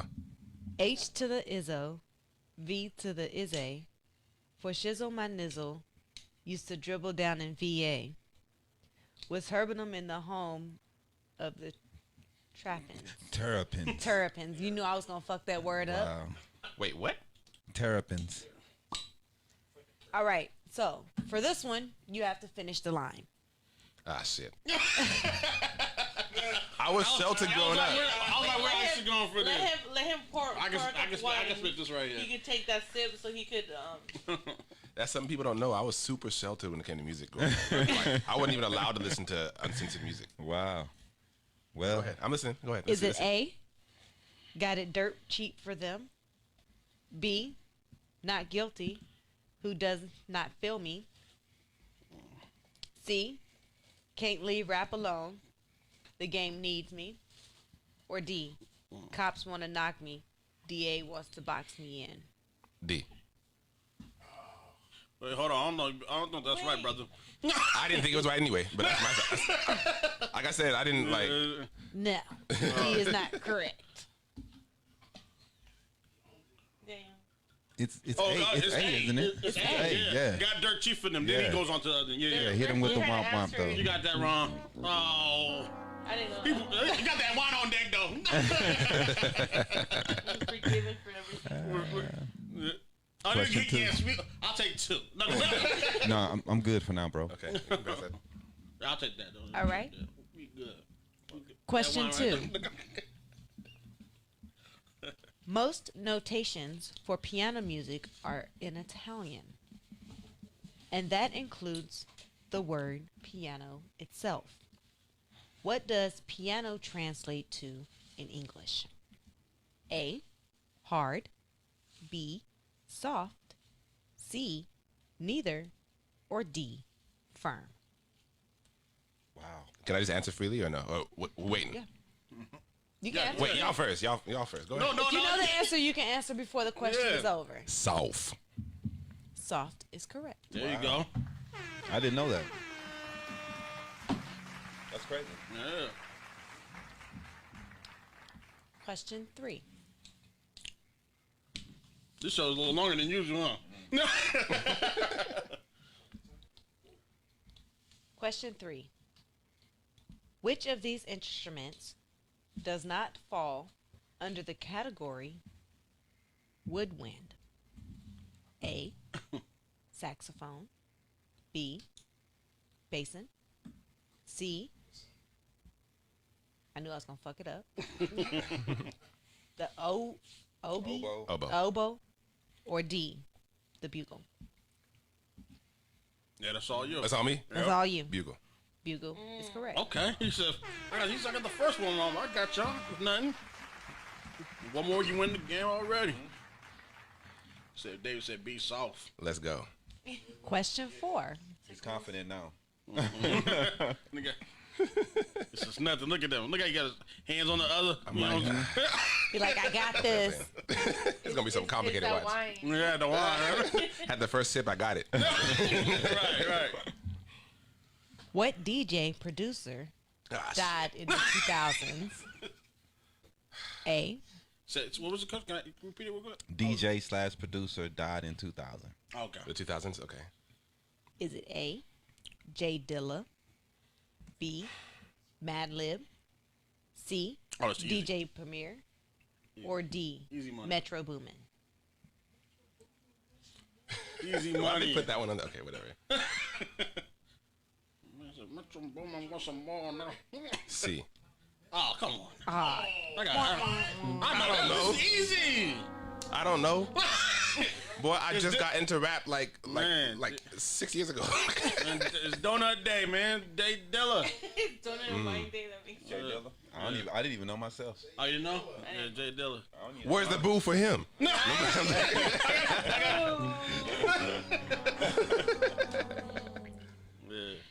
all right. Last question. Last question. Oh, you gotta get this one. You gotta Don't get get this one. Let's go. Let's just see what. Let's go for it. Let's see. What line comes after? It's the remix to Ignition. Oh no. Hot and fresh out the kitchen. Mama rolling He that just body. got beat up. Right. Got every man in here wishing. I Is just it got A? beat up C. in prison. C is correct. You got it. You got We it. did the whole sad thing. C is always right. On most questions. I'd be, I have no shame in saying that I used to enjoy R. Kelly's music so much. It's so hard to go back though. You know, It's- I can't. Like the thing is, I'm gonna say this on that. I'm gonna say this on that real quick. Okay, can I say something? Okay, so like I said, I was super sheltered growing up. I always heard a lot of music, but I never knew who was doing what, whatever. Like I didn't know the difference between Neo and Chris Brown. You know what I mean? Like I just didn't. But I got older and started like discovering things myself because my mom had us listen to like a lot of classical music when we clean, and we were allowed to watch 30 minutes of TV a day, stuff like that, right? And I'm grateful for it. However, there was things I just didn't know. Right. I remember hearing about the R. Kelly cases and stuff when I was little, but I didn't know who R. Kelly was. I literally didn't even think of the name at all. Right. I was 16 when I discovered R. Kelly. By way of a lot of the remixes that he was doing and stuff, like his remixes to modern songs that were like out like by modern artists that were like half his age. And I'm like, yo, this guy's gold. Like, who's, you know what I'm saying? Like, he's dope. And he's been around for a minute, but I'm like, yo, he's cold. I know he's been around for a minute, but I didn't really know, whatever. Yeah. And it wasn't like, I was on him like for a minute too. Like I remember he had like a song with freaking Lloyd and Young Jeezy, a remix to freaking Lay It Down. Yeah. And that went in. I loved it. I was like, yo, he's cold, right? Yeah. And about let me see, it might have been like maybe about a year or two, about 2 years before everything happened about a year ago, right? About 3 years ago is when I started learning. I'm like, oh, that's the same R. Kelly that was, you know what I mean? And then I'm like, okay, so I did a little bit of research and learned like, okay, so he was indicted, but he wasn't, or whatever. I forget terminology, whatever. Right. But like, it wasn't like officially guilty or whatever. Something, I don't know. From what I researched, I didn't know the details, right? Witness wasn't talking. That's all it was. You know what I mean? I know that now, but I remember thinking like, okay, so that's some, like that's a crazy situation. But like, every celebrity has something. I'm like, okay, whatever, and I'm just like, I'm not gonna trip over that because ultimately, like, the art is what they brought to us, and I'm grateful for that. You know what I mean? And it brought a lot of us together. That's why I'm still able to partake in some things by certain people who might have done bad things outside of their art. You know what I mean? Definitely. However, in learning about all the details of everything over the past 2 years, about a year ago is when I started learning really like all the depths, and I'm like, oh no, because then you start to realize like, because there's people who've been like, who've made great music that have been caught up in some bad shit. Yeah. And I don't Elvis? support them. Okay, you know what I mean? And they don't highlight that too much today. But anyway, I'm not gonna go there. Excuse me. But like with some of them, you can separate the art from the person. From the person who they are outside of it. Like you can understand that. Like well, I don't even know about. But I can't say that with everybody. Okay. You can support the art that he gave us and not support the not person. With R. Kelly. Not with R. Kelly. I couldn't do it, dude. Not R. Kelly. The reason. How can I mean? The music that he gave us is already embedded in you, and you already grew up listening and loving the music. You can't take that away, that history away. It's going to be there regardless. Going forward, you don't have to support anything from him. You know what I mean? That's what I'm saying. We was getting ready to smash. Me and Tita. I turned on some R. Kelly. It just wasn't right for me. I couldn't do it. Okay, look, I couldn't do that's it. real. You The overthinking reason- it, That day he man. slept outside. Look, She the said reason. he slept outside that night. No blanket, no pillow. I can't perform to R. Kelly. Look, the reason I won't even play his songs to this day, you know what I mean? Like I can reminisce on what I used to feel when I would hear his music. Because I do believe that it was beautiful music from our perspective. But in learning what he was about, really, you listen to the lyrics of his songs and you realize that's who he was talking about. He was giving you hints. Right. He was like, if you think about it and just listen to him. He was telling y'all everything he had already done. Yeah. Those was his confession tape. Like even what is that song? Seems Like You're Ready. You know what I mean? Listen, you ready? Like you're ready. To me, I mean, we're Make sure going you into have ID, windows you know now. what We're I'm not. saying? I mean, That's deep though. I'm just, it's too much. It's too much of a coincidence at that. There's too many of them. Like I'm not gonna knock everybody for can't. listening because he did make some bangers and I loved them. Right. And Okay. that's, to me, and I still have those memories of him of like the music, what his music did for me. And I'm honestly, it helped me a lot too because I would listen to a lot of his stuff because I put background harmonies in a lot of my verses. And I got a lot of that inspiration from him too. my thing is this though, bro. I'm listening. Can't do it. In the 60s, 70s, they were more protected. Hollywood celebrities were more protected, so we didn't hear about the things that they did as much as we do now. Now they're not protected at all. We have TMZ, whose life is to get their business to you First. first. So it's a different world. Yeah. And I think if we went back and we start looking at the lives of a lot of people, the music that we loved, and we've made songs off of these people, and we love these people, we'll find out things about them that will make us not want to listen to this music. Probably from every celebrity that we know. I agree. There's not one that's probably a great person, because no one's a great person. We all have flaws. So you would have to go back through the music. If you look at from all artists from all across all forms, and you would have nothing pretty much if you went off morals and tried to be a high moral judgment person off all the music that you listen to. I'm saying that I understand what you're saying. I wouldn't go to none of his concerts going forward, but what he gave us, there's no way I can erase that from my brain. Oh, you're right. Now I got something for you.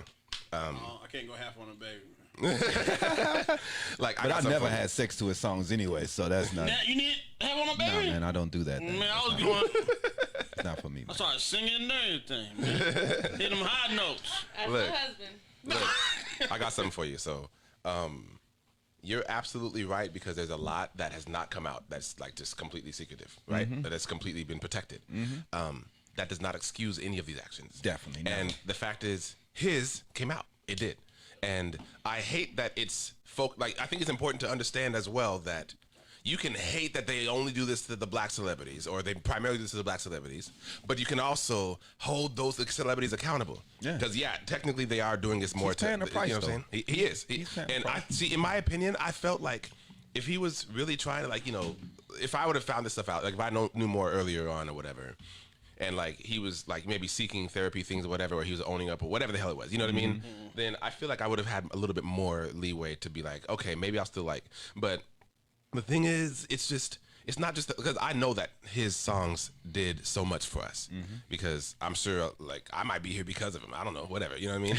Like, it's possible, you know? Right. But the fact is, like, in learning what he was really about, how am I protecting those I swear to protect if I am actively listening to somebody who is directly telling you, hey, I mean, like, even if it's implied, the fact is, all of his, you know what I'm saying? Like, all those things, you know? And I know that, like, because we took it in a way that he didn't. I'm not gonna lie, we took it as he was taking, because we knew he was messing with Aaliyah. I was old enough at that time to know those things. I didn't know the Aaliyah thing until about so we 8 knew months what ago. he was talking about. Yeah, when she first came out. So, yeah. We knew. I had no idea until like less than a year ago. How do you feel about Michael Jackson then? I don't know. I'm saying, like, I don't give a fuck. Michael Jackson is the dude. Innocent. If he see, that's what we gonna do. We gonna pick and choose. We gonna pick and choose. Hold on. Who we feel as though above this. I gotta stop That's right that there. money. I got something to say real quick, because I mean I feel what you're saying. Okay. Right. So now, some people gonna say I love Michael Jackson. He didn't do it. Hold on. Look, so from this is my perspective, based on what I do know, okay, because I don't know everything objectively. The last that I heard is that it was not as conclusive. Right. R. Kelly was very directly conclusive.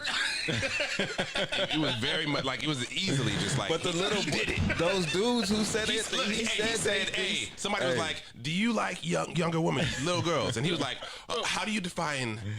You know, like facts. You know what I'm saying? Facts. He did say that. Like that's the truth. No, man, no, it's You know true. what I'm He's a pervert. Yeah. But we know something was off with Michael Jackson too. Michael Jackson, yeah. those are his friends. Something was wrong with him, man. Right. Look, hey, he it's was hard for hanging me out with little boys as a grown ass man, putting amusement But parks in his backyard. We knew Michael just had like childhood mental problems. We know that, right. So did R. Kelly. Come on, Yeah, now. because he was he was raped by his. I think so. I it's believe. like I don't know the details. auntie or something like that, or somebing older was doing something to him. look, when he was a child. just also. because- I'm not saying I've seen the video. I'm not saying I've seen the video, but the things he was doing in that video. Yeah, the dude is disgusting. That's what I'm saying. But hey, Well, look. I'm just saying, bro. Not We saying I- got some Allegedly. Never hear again. artists. I haven't listened to R. Kelly in 20 years. Really? Huh? I worked in radio when the first tape came out. Well, the first tape. Like I'm see. like Kanye. Kanye is another one. I won't name the radio station. We had a conference. We sat down. We had one of the first copies of the tape. We watched the tape. And me watching him pee on a 14-year-old girl. Black men, the black men, I'm not naming the radio station. Black men, we all stood up and said, no, we got to cancel this dude now. We didn't say cancel back in 2000. But Right. we said, this is, no, We're not hell playing- no. No. We can't play his music anymore. Powers that be said otherwise. Yeah. And So us as men, we're like, yeah, so what we gonna do, fuck dude. Yeah. And we out. And we tried to preach to even our ladies, like, nah, stop messing with this cat.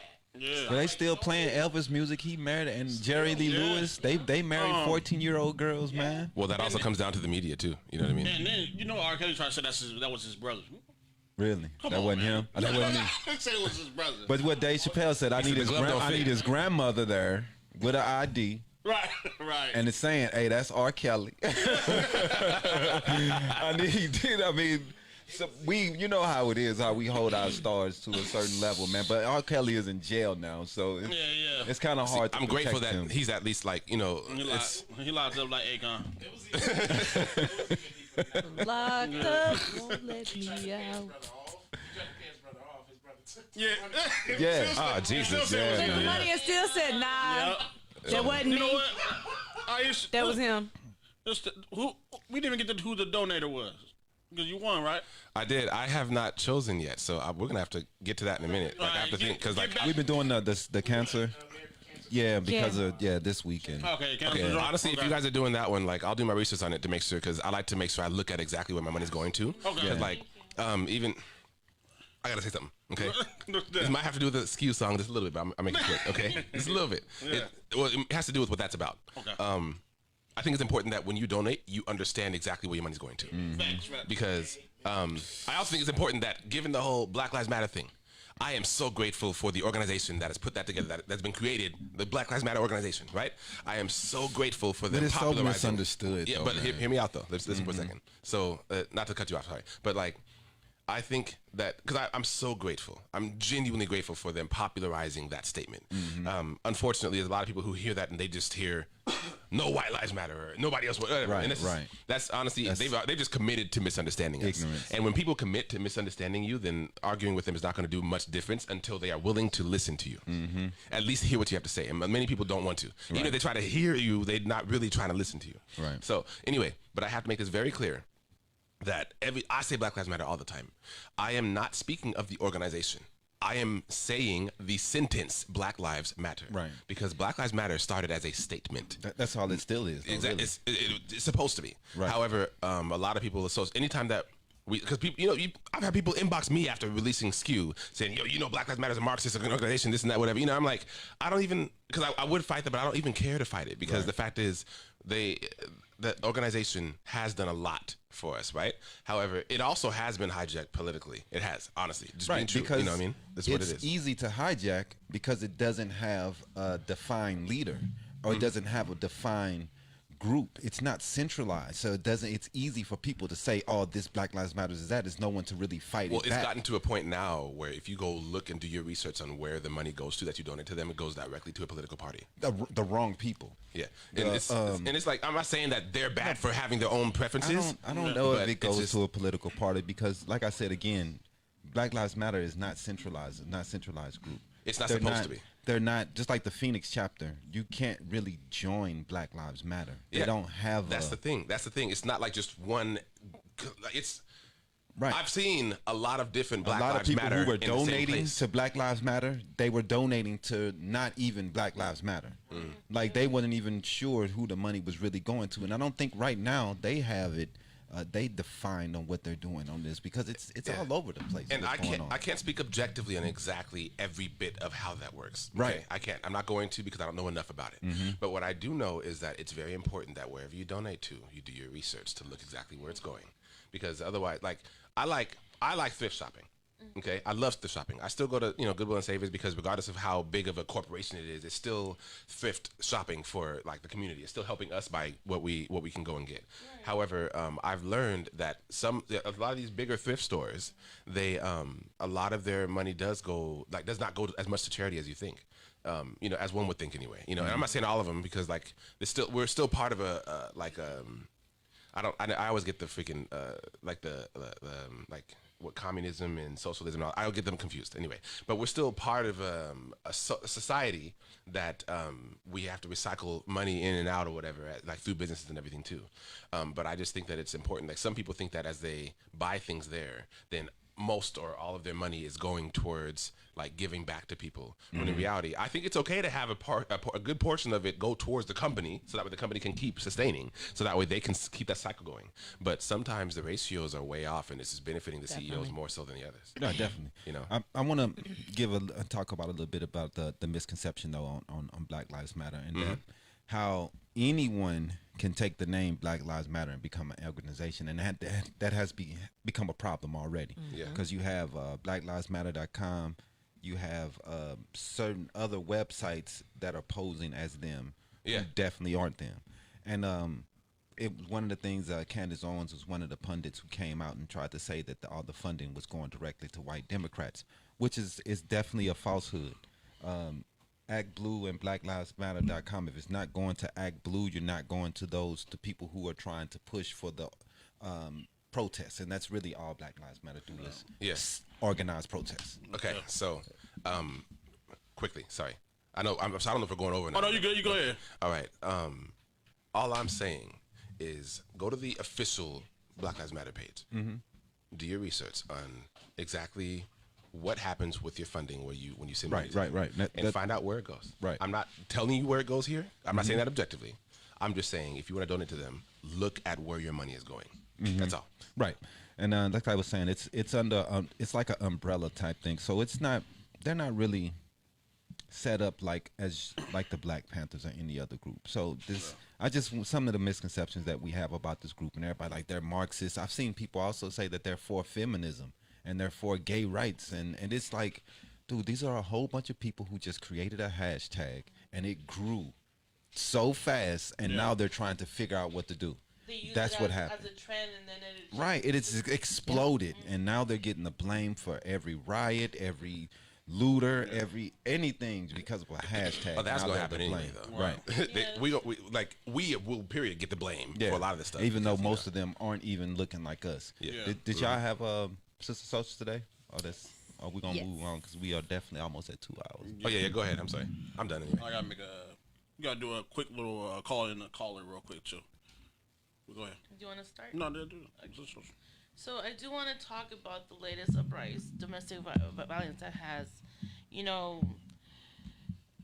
it's been highlighted, not just for your spotlight of the video, but in general and stuff. In the mainstream. Yeah, like the mainstreams and everything. And just how we could stop the spread of the domestic violence, and so I want to make that like a little quick discussion for us. Yeah. So, like, for example, we had Voda who attempted to attack Tahiri. Oh, Vado and Tahiri. Vado on Tahiri. I don't know what this is. I'm sorry. It's Vado and Tahiri. Vado is a rapper, and Tahiri's like, oh, what Tahiri will be. But are you talking about on that Marriage show? Yeah. Where Vado tried to attack her? Oh, VADO, Vado, yeah. Yes, that. Yeah. I'm bad at this. No, you're fine. That was me.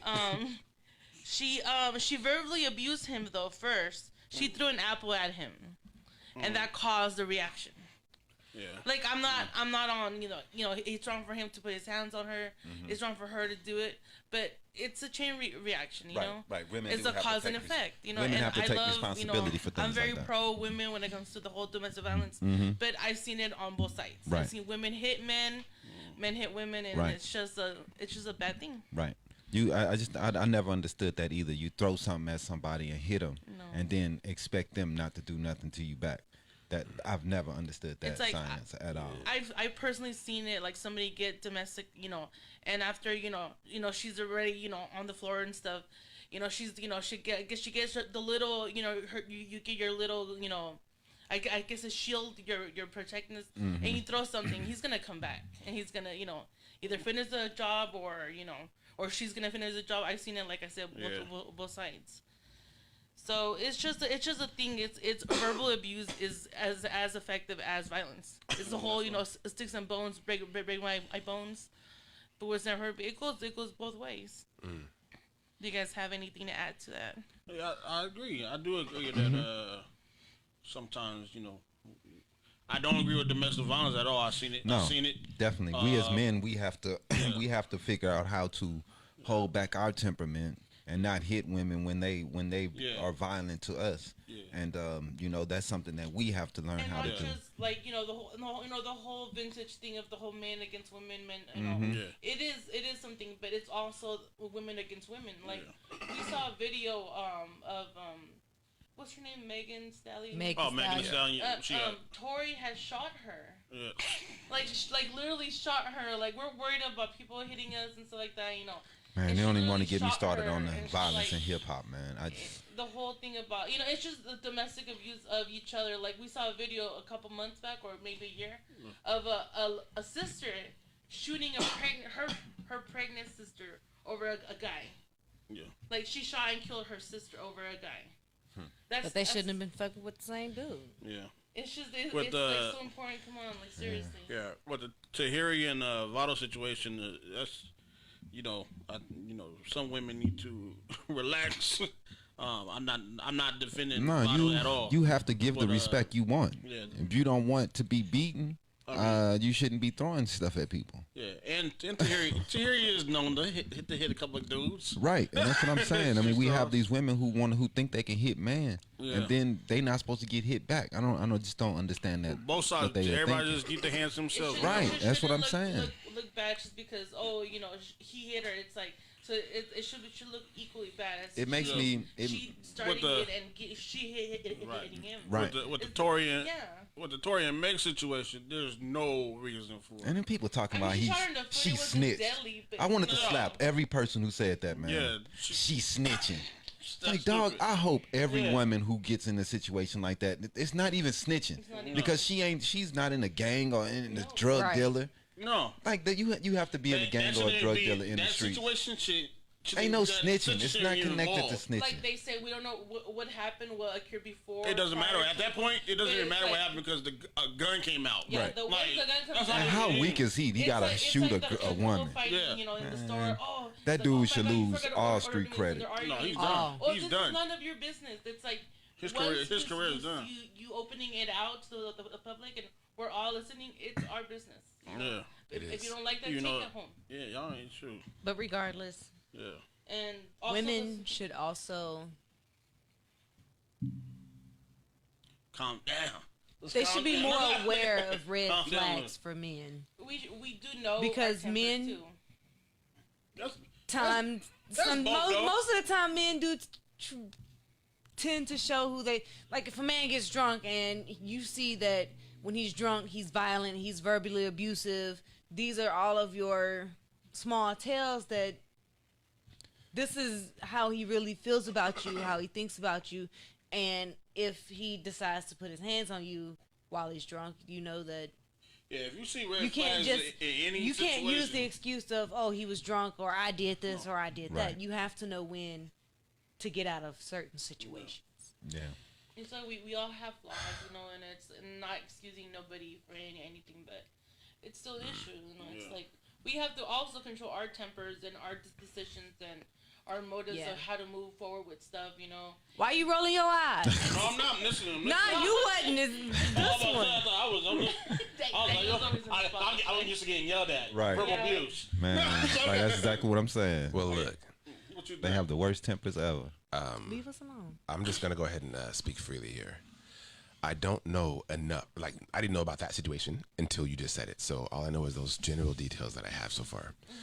Just to recap, to confirm, you said that she was on the floor for some reason, and then she threw an apple at him. Oh, you're talking about my personal one. Oh, I thought that was a Votto situation. no, the No, Votto situation the is. Votto was they had prior arguments and stuff, and I seen the video she of that. Didn't she throw something? So what happened was. She dumped some water on him. What or happened something? was they're in the. I know what you just talking about. There's a show like a marriage counseling Yeah. show. Okay. And they have like these buzzers, and when you're a Pacific other, whatever, it's crazy. You push the buzzer on, calm them down. You know what I'm saying? He pushed the buzzer on her because she kept on acting crazy, and she got mad, started cussing, wilding out, and just boom, hit him with the apple. And then time goes by. Next scene, he's just sitting there, but in his mind that she's already planted that seed in his head. He just got up, man, and yanked her up. And security came, but at the same time, in his head that I just got verbally abused. On TV. Just on TV too. Like yeah. 60 million people just see me get hit in the head with an apple. Yeah, but at the same time, 60 million people see you lose your temper. Yeah, rapping but on a that's woman. what. But I'm just So saying, he's gonna get it more than yeah, Right. Tahiri. It's sad, that's but what I'm it's saying. gonna get He's worse. going Yeah. to get it more because That's a double standard. we have to keep our temper and we have to keep cool, Most and we people- allow right. women to But the express same- themselves and say what they want to, and we just have to take it. And then if they go too far, What did he do? you still have to keep Like it. you said, he grabbed her up. What specifically did he do? You just got about his chair. I think on the what was He he? got. He got about his. They This were is sitting why. on the couch, Yeah. and He got up on her and grabbed her. And grabbed like her. that. from Grabbed the her? neck, And threw then her out, grabbed yeah. him. And Like, then grabbed, put him like, out. grabbed her, choke Nah, her? he's Or wrong. like, He's wrong Right. Or just regardless. like, Right. okay. I think he didn't get to a point because they were already Security came, yeah. was already Because you can still see, you can tell when somebody's gonna go down that. Yeah. path. Nah, he was there. He was down there. Yeah. Okay. He into that mode. All right. he wasn't gonna kill her or anything. Yeah. Yeah, I Like, believe it, but that's still, I got you. Okay. Yeah. To finish off, the other one was the Claudia Jordan Oh. situation. For you that don't know, Citron got into an argument, allegedly turned into a violent, causing her to get body slammed on the toilet. Wow. And breakfast and the breakfast Crazy. Club host Angela Yee. I'm What? saying that right. What? Angela Yeah, Yee. Angela Yee. But no, from what? The Breakfast Club. She'll be coming out soon to tell, but Oh, she gonna tell her story yeah, too? she's gonna tell. She she's was gonna in point that out. shit? No. No, she's gonna talk about it. She's gonna talk okay. about her story. Her Hopefully, get personal. an interview. Oh, okay. What you said? Claudia Gordon boyfriend got slammed into a toilet, Yeah. Wow. or her boyfriend slammed her into the toilet. How did I- Claudia Jordan got into an argument which allegedly turned violent, causing her Yeah, to get her. body Wow. slammed into the toilet. Wow. And Breakfast Club host Angela Yee will be coming out to tell her. Here's my thought. Here's my thought on all of that stuff. Okay. I think, and this is this is what it comes down to. When when a human comes to you and is aggressive towards you, or you guys are both going back and forth or whatever, and you guys are like heightening that aggression to the point of potential violence, right? Then that is not unless one person was the aggressor. Otherwise, it's both of you guys who are like continuing to aggress and go higher and higher, right? And it is very difficult to walk away from those kind of things or just to come back down from those. You know what I mean? Especially when there's egos involved, because ego is definitely a hell of a drug. You know. However, when it goes higher, when it gets heightened, even when like if let's say a woman or whoever is, let's just say whoever's like the physiology is not as whoever's the bigger person, literally, let's say bigger person or the person who can do the more damage or whatever, you know what I mean? I think that person still has to be mindful of their own actions. Their power. Regardless of whether you retaliate. Like me, I'm 6'5". I'm not like super like built or nothing, but I'm 6'5". If I am like, if there's a girl that's like, let's say, or even a guy, whatever, who's like 5'5" or 5'6" or whatever, and tries to come at me and like, and is like, and I have a reason to retaliate, Right. I am still going to be mindful, because you have to understand, like, if you did not respond in that moment, like, it's not like instantaneous or whatever the hell, you know, and you're like plotting it and planning it out how you're going to respond, and then you're also like trying to overpower that person just because you're bigger, or you have like more of a, like, our physiology is literally just bigger. Like, that's how our physiology actually is, objectively, like in most cases. What? So Have I think you that watched these shows nowadays, superheroes? These girls beating up everybody. yeah, man. no, I believe that. I believe that you're right. But I'm saying what we have to take Why into did I know account. he was gonna go there? I knew he it. was I had a going. He feeling. was going I had a all the way feeling. go there and talk about some. That's why I He said in do it most every cases. time. That's why I said in most cases. But I do think that we as men, generally speaking, I think we as men need to be at least mindful not to go too far with those kind of Not situations. all we women have look to. like Ronda Rousey. If a woman comes and tries to like hit me, I'll probably push her off. Right. You know what I'm saying? I'm not just like, oh, excuse, no. Yeah. You know what I'm saying? I'll Right. push Get you. her off, right. But like, I know not to do too much, Right. because regardless You of will whether you deserve destroy it, her. like Right. I don't, you know, I just We that's not just all Ronda consideration. Rousey. No. Yeah. Okay, most definitely. This, anything more for the That's domestic violence it. stories? That's it. All right. Well, we're going to get into the lean perspective this week. You know what I'm saying? A little bit about politics and sports. We heard Trump knock protesters against racial injustice in his New Hampshire rally. Trump has been pretty much an advocate against this the whole time. He's pretty much said, you know what I say, protesters, your ass, I don't talk about my ass. What? He said, they're not protesters. Those aren't protesters. Those are anarchists. They're agitators. They're rioters. They're looters. So this is pretty much what he thinks about us and about the whole movement. So people think about these things when you go to vote, and make sure that you make sure your voice is heard, because this president is not listening to anything that we're saying. It doesn't matter how loud we're speaking. He is focused on his voting block, and that's it. He's Like not. his vision. Only Yeah, matters, that's right? all that matters. The people who got him in office. He is not trying to hear what we're talking about. He has criticized since George Floyd, and in the wake of the new anti-racism demonstrations, he showed even more agitation toward it. So, House is set to vote on marijuana legalization. They calling the MORE Act. It would remove cannabis from the Controlled Substance Act and erase some cannabis criminal records. The vote will come during the September work period, according to an email. The majority whip, Jim Clyburn, a Democrat from South Carolina office, was sent to the members Friday. I think Kamala Harris was a big person who was a big advocate for this to try to get this passed, and it would help, especially when we seeing people make money and making billions of dollars off of marijuana, and still people are getting arrested for marijuana. Right. And it's pretty ridiculous. Yeah. And the I've seen a couple places where they're talking about taking away the ability of the police to be able to say, I smell marijuana, and be able to come into your home or your car, and that needs to be removed. They should not be able to do that anymore. That is over. It's legal. So they cannot be able to come to people's homes and mess with them just because they smell something. That's legal. Right. When especially a quarter of the states. Well, at least 11 states already it's legal in. Right. And it's going to be more when the ballots come out this November, and hopefully we're one of them. Yep.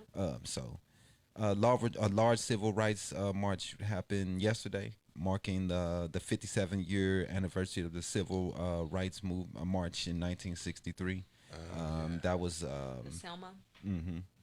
thousands of descendants went into the National Mall again, calling for the end of police violence, dismantling systematic racism, and ensuring access to the ballot boxes, which has been a big deal with Trump trying to make sure that we don't have access to mail-in ballots.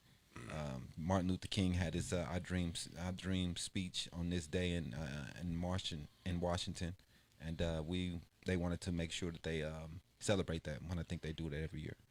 So, and also the Phoenix Suns owner Robert Sarver releases a statement on social justice movement. A couple people have been saying a couple things that's bad about the players from Phoenix. I think it was a councilman who said they were pansies.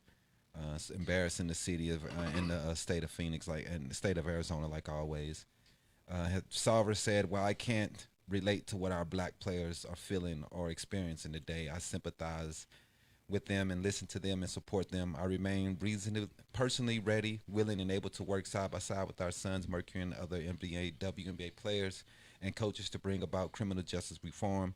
We have done it before locally, fighting discriminatory legislation in our state and unfair sheriffing in our county, specifically advocating to defeat the SB 1070 that legalized racial profiling in 2010. Together we can engage again to bring about positive change toward racial equality." And that was from Mr. Sarver, the owner of the Phoenix Suns. The Arizona Cardinals will play the first two home games without fans, so it won't be any fans there. Yeah, That's gonna be fun. so we have to watch the games without the fans, the first couple games, to see how that goes. And I think they're gonna go from there. I don't work over there no more. Yeah, that was your job, huh? Yeah, that's my other job. As we saw on Wednesday, a couple of Black Lives Matters organizers canceled the protest because of death threats. People calling in saying they were going to shoot the place up, shoot the people up who showed up on Central Avenue and Camelback Road. It's pretty sad day we living in, man, where people just don't want to hear that Black Lives Matters also. They can't understand that we're not trying to take anything from them. No. It's just people who are they're okay with police violence, and some people just aren't. So I have to say something. For sure, man. They absolutely can understand. They have committed to choosing not to. I don't know, man. They see white people get killed by the police, and they just don't care. But the thing is, exactly like if you think about it, when there's these white people that get killed by the police, because I think statistically actual numbers might be higher, but that's just because like, but as far as ratios go, ratios we definitely have it worse, right? However, like, they're not protesting them either. They don't care. But we are literally the ones who are protesting both. You know what I mean? And like, it's when people are trying not to, like, when they're just like, oh, I just feel like you're saying only your life matters. We've said it for years now that we've clarified. No, our lives matter too, just like yours do. And people are still like, nah, I don't trust it because Black Lives Matter. You saying this? No, we're literally telling you what these words mean, and you're choosing not to listen to what we're saying. Yeah, man. You're choosing to say, no, that's not what it means. Of course, it's what it means. We literally just said that. Right. You know. So no, they you're are trying to say choosing. you're the only ones that matter. Well, Exactly. If you Whatever. Guys, I don't know if you guys saw this. Not to cut you off. I try to remember his name. I know his first name was John. Mm-hmm. He went against the guy with the AK-47 in front of the crowd, and he got killed. Yeah. To protect the protesters. Yeah. You know? Said he was with a girl. He was a white guy. Yeah. All the people that died were white. So it's like a lot of people don't get it. You know, like.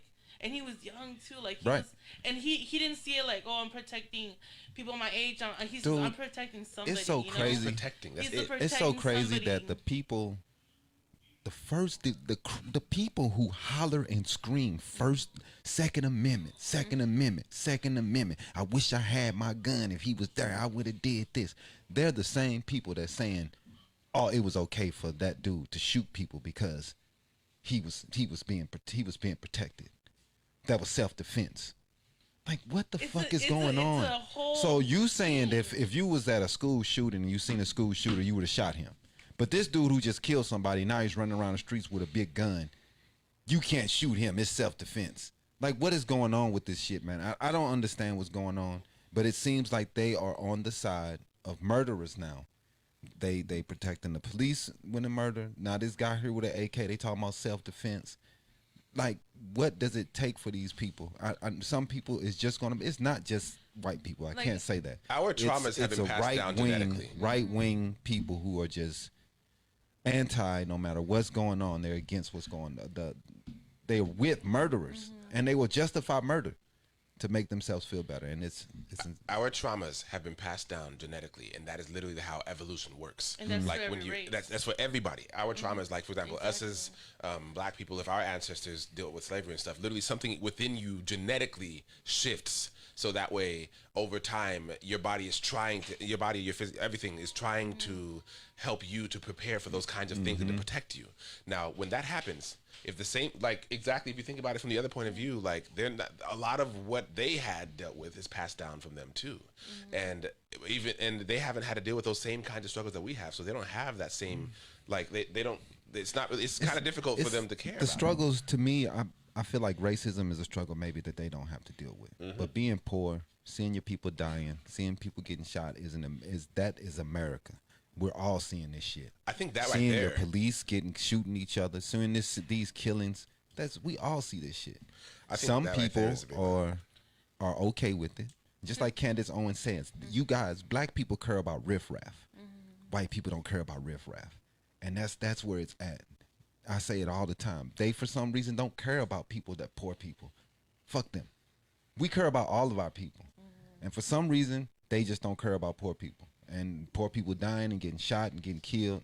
She said it out of her own mouth. And she was like, they don't care about riffraff. We always fighting for riffraff. We don't care if they had a criminal history because we understand that people make mistakes. For some reason, you have to be perfect to be a martyr nowadays. And it's criminal history has it could go both ways. Right. It could be the guy with wrong place, wrong time, traumatized childhood, to the girl with a nice car, education and everything. right. Or you was broke as hell. You just made a bad decision. You don't have to have a gun. You can have a car. You can have a knife. You could kill somebody with a pencil. Right. So that makes you a murderer. So in reality, like, it's the control that you have to take somebody else's life. And that's real. Cause we can bring them out. Good. Yeah. You sure? Yeah. We'll be here all day. That was Lean's perspective. Yeah, that's it. All right, we had a longer show than usual today, y'all. Very long. But we do have somebody on the line that wanted to call in today and talk about life insurance and some more stuff about the black community. Elijah Lee, you on the line? Yeah, I'm still here. Thank you, DanYo&Tita. Thank you, guys. Most definitely. How you doing today, son? I'm doing terrific. Thank you very much. How you guys doing today? Great. You're doing good, man. So what did you want to discuss about the life insurance and more on the inside the black community? Yeah. So me personally, I've taken a new career venture into the life insurance world. But as I've been doing my research, more and more, I'm realizing that it is not a topic that is relevant in the black community and the black culture. And it's kind of ironic that you guys were even talking about what you were talking about, because I was actually watching a YouTube the other day by Mr. Brother Polite, and he was saying that how many people do we really think would kind of slow up, or as far as police officers will kind of slow up and take their time and think about it if every time they kill a black person, that family is getting $1 million check. Mm-hmm. You know what I mean? And then they're killing one of us, but then they're creating another millionaire. Right. You know, and they don't talk about and at our homes is where it starts. You know, so it's really good. It's a really good idea to start talking to your children young about the life insurance. For one thing, if you get them set up when it's young, it's dirt cheap. It's cheaper than a coffee. Like I've got my son set up. He's 5 years old. I'm paying I think it's like $8-10 a month for him. And he's covered with a $25,000 coverage. Okay. But the other thing though that I've been learning that can kind of help us out as a community and as a culture is trying to set up your own systematic banking within your life insurance. Wow. And working off of your cash value. Wow. So it's something that I've been trying to research and look into. I want to start spreading the knowledge, but it's just so awesome. Like I'm hyped up about this information that I'm learning, but I'm not seeing anyone else talk about it. Right. So I just wanted to kind of, like I was telling Mr. Daniel before, I just kind of want to plant the seed and just get people thinking about it and make it a discussion at home first, because there's still a lot that I need to learn myself. No, but I mean, I'm just already. Go ahead. No, I was saying that you're exactly right. We need to look at all avenues of wealth, and losing kids at a young age, either from the police or street violence, regardless of which direction that it comes from. We need to make sure that we are protected, and make sure that we can take care of the funeral expenses, and to make sure that we are gaining, not just losing off some of these things that's happening to us. I wish my nephew, he just was killed in senseless gun violence, and as soon as it happened, that's the first thing I said, man, why didn't I have life insurance for this kid? You don't want to do it because you don't want to think about the bad things that could happen. You know what I mean? You don't want to focus on those things. So that's the reasons why I think people try not to do it, because they fear that when you do these things, you're kind of like putting a omen on that person, right? You know what I mean, right? And you don't kind of want to focus on something that's negative, but dude, it can happen to us in any moment, man. We see Chadwick gone, you know what I mean, and it can happen to any of us. So listening to you, man, is the correct thing to do, and getting life insurance. So I commend you what you're saying and what you're doing. What's a good way to contact you, and for people can learn a little bit more? Well, yeah, the number that I'm talking on right now, which is the 602-772-2480. That's my business phone. Okay. Directly to me, my business cell phone. So if anybody is interested in contacting me, you can hit me up on that phone. Okay. Call or text any time of the day. Okay. It's always next to me. Other than that, you can reach out on my Facebook. I also have my Facebook. It's under my government name, which is Elijah Lee. Okay. And I also have a Facebook page. I have a Facebook business page as well that's connected to it, which is Elijah M. Lee. But like I said, I'm not really here. Don't get me wrong. I do have a job and I do want to make money, but I'm not here to sell the life insurance myself. It's more for me. I'm at this point on this journey right now where I see potential for people who look like me. To learn, right? And they don't have, and I feel like they don't have that information. I just want to spread the information. Is the biggest thing to me right now. Definitely. Well, we're making it that you're the man to contact for that information. Definitely. So if people want to learn more about life insurance and get more of the aspects of what needs to be done and how much it costs, we talk to Elijah, and he's going to help you out and show you the direction you need to go. It's very important. It's very important. Definitely, it's very important. Yes, it is. It is. And like you were saying too, it's not just to kind of like put it in a different perspective for people, you know, it is kind of hard to talk about it because you feel like you're bringing up this negative thing, but you got to think too, death is inevitable. Yeah. So it's not like you're bringing up a negative thing and it's going to make it that much more of a possibility because it's inevitable. It's going to happen sooner or later. It's going to happen. So it's like best to losing a plan tooth. for it. Yeah. Yeah, most definitely. So we gotta get you on a future show or something, talk about life insurance and all that, how the important shit is. What was that? I'm sorry? I said we gotta get you on a future show. Oh, yes, for sure. I'm down to come down. All right. Just the way it happened, you know. I was going through research, and I know you guys do the podcast all the time. You guys got a nice audience. So right now, it was kind of a spontaneous thing. But if you guys want to sit down and try to set up a time for me to come down, I'm definitely up for that as well. All right. Most definitely. All right, man. Nice to meet you, Elijah. We definitely be contacting. Nice to meet you guys as well. Yes, thank you. I love what you guys are doing. Keep going.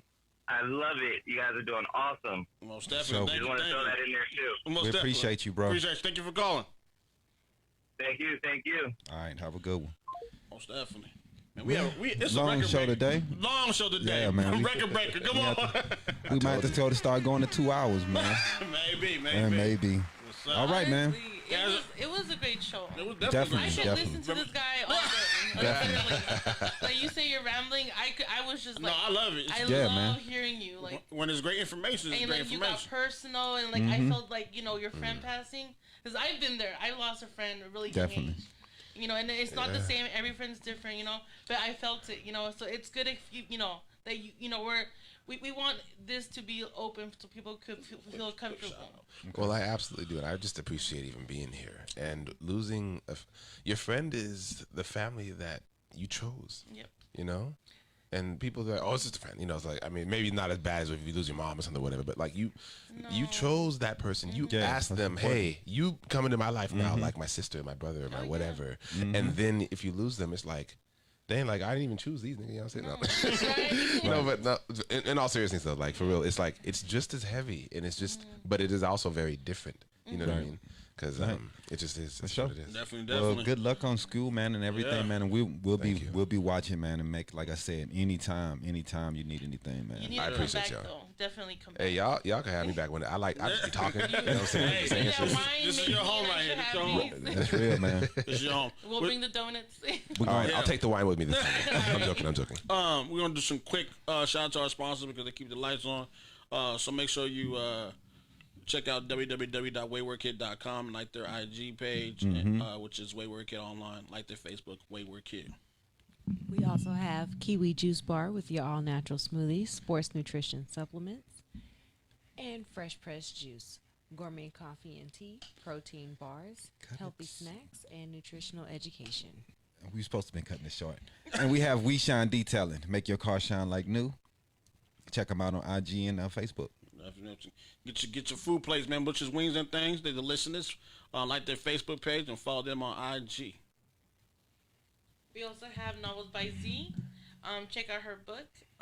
The Game Isn't Only for Boys. Also, we have Ms. Jan Muhammad with the Bible. You gotta tell them where to purchase it. Oh, you have to go to novelsbyz.com. They will deliver and sign it for you. And we got Ms. Jan Muhammad, like I said, also has a book. The Bible Told Me So. We also have KT Gibson with Low Main. Yep. Check out our video if you haven't. And least but not last, Trinity Solutions. Yep. Great platform. They have banners, graphic designing, and T-shirts, hats. Yeah, Yep, does it all. Yep. Thanks for everybody for tuning in, Thank man. you. Yeah, definitely, man. Appreciate everybody supporting us. Like that page, like that page. Right on. Follow the Ashton. Color 8 too. Yeah. Definitely. You Check know out what I mean? Ashton. It's the DanYo&Tita podcast. We out. Holla, holla. Peace. Right on, bro. Yeah. Yeah, that was a long one, man, but hey. No, it was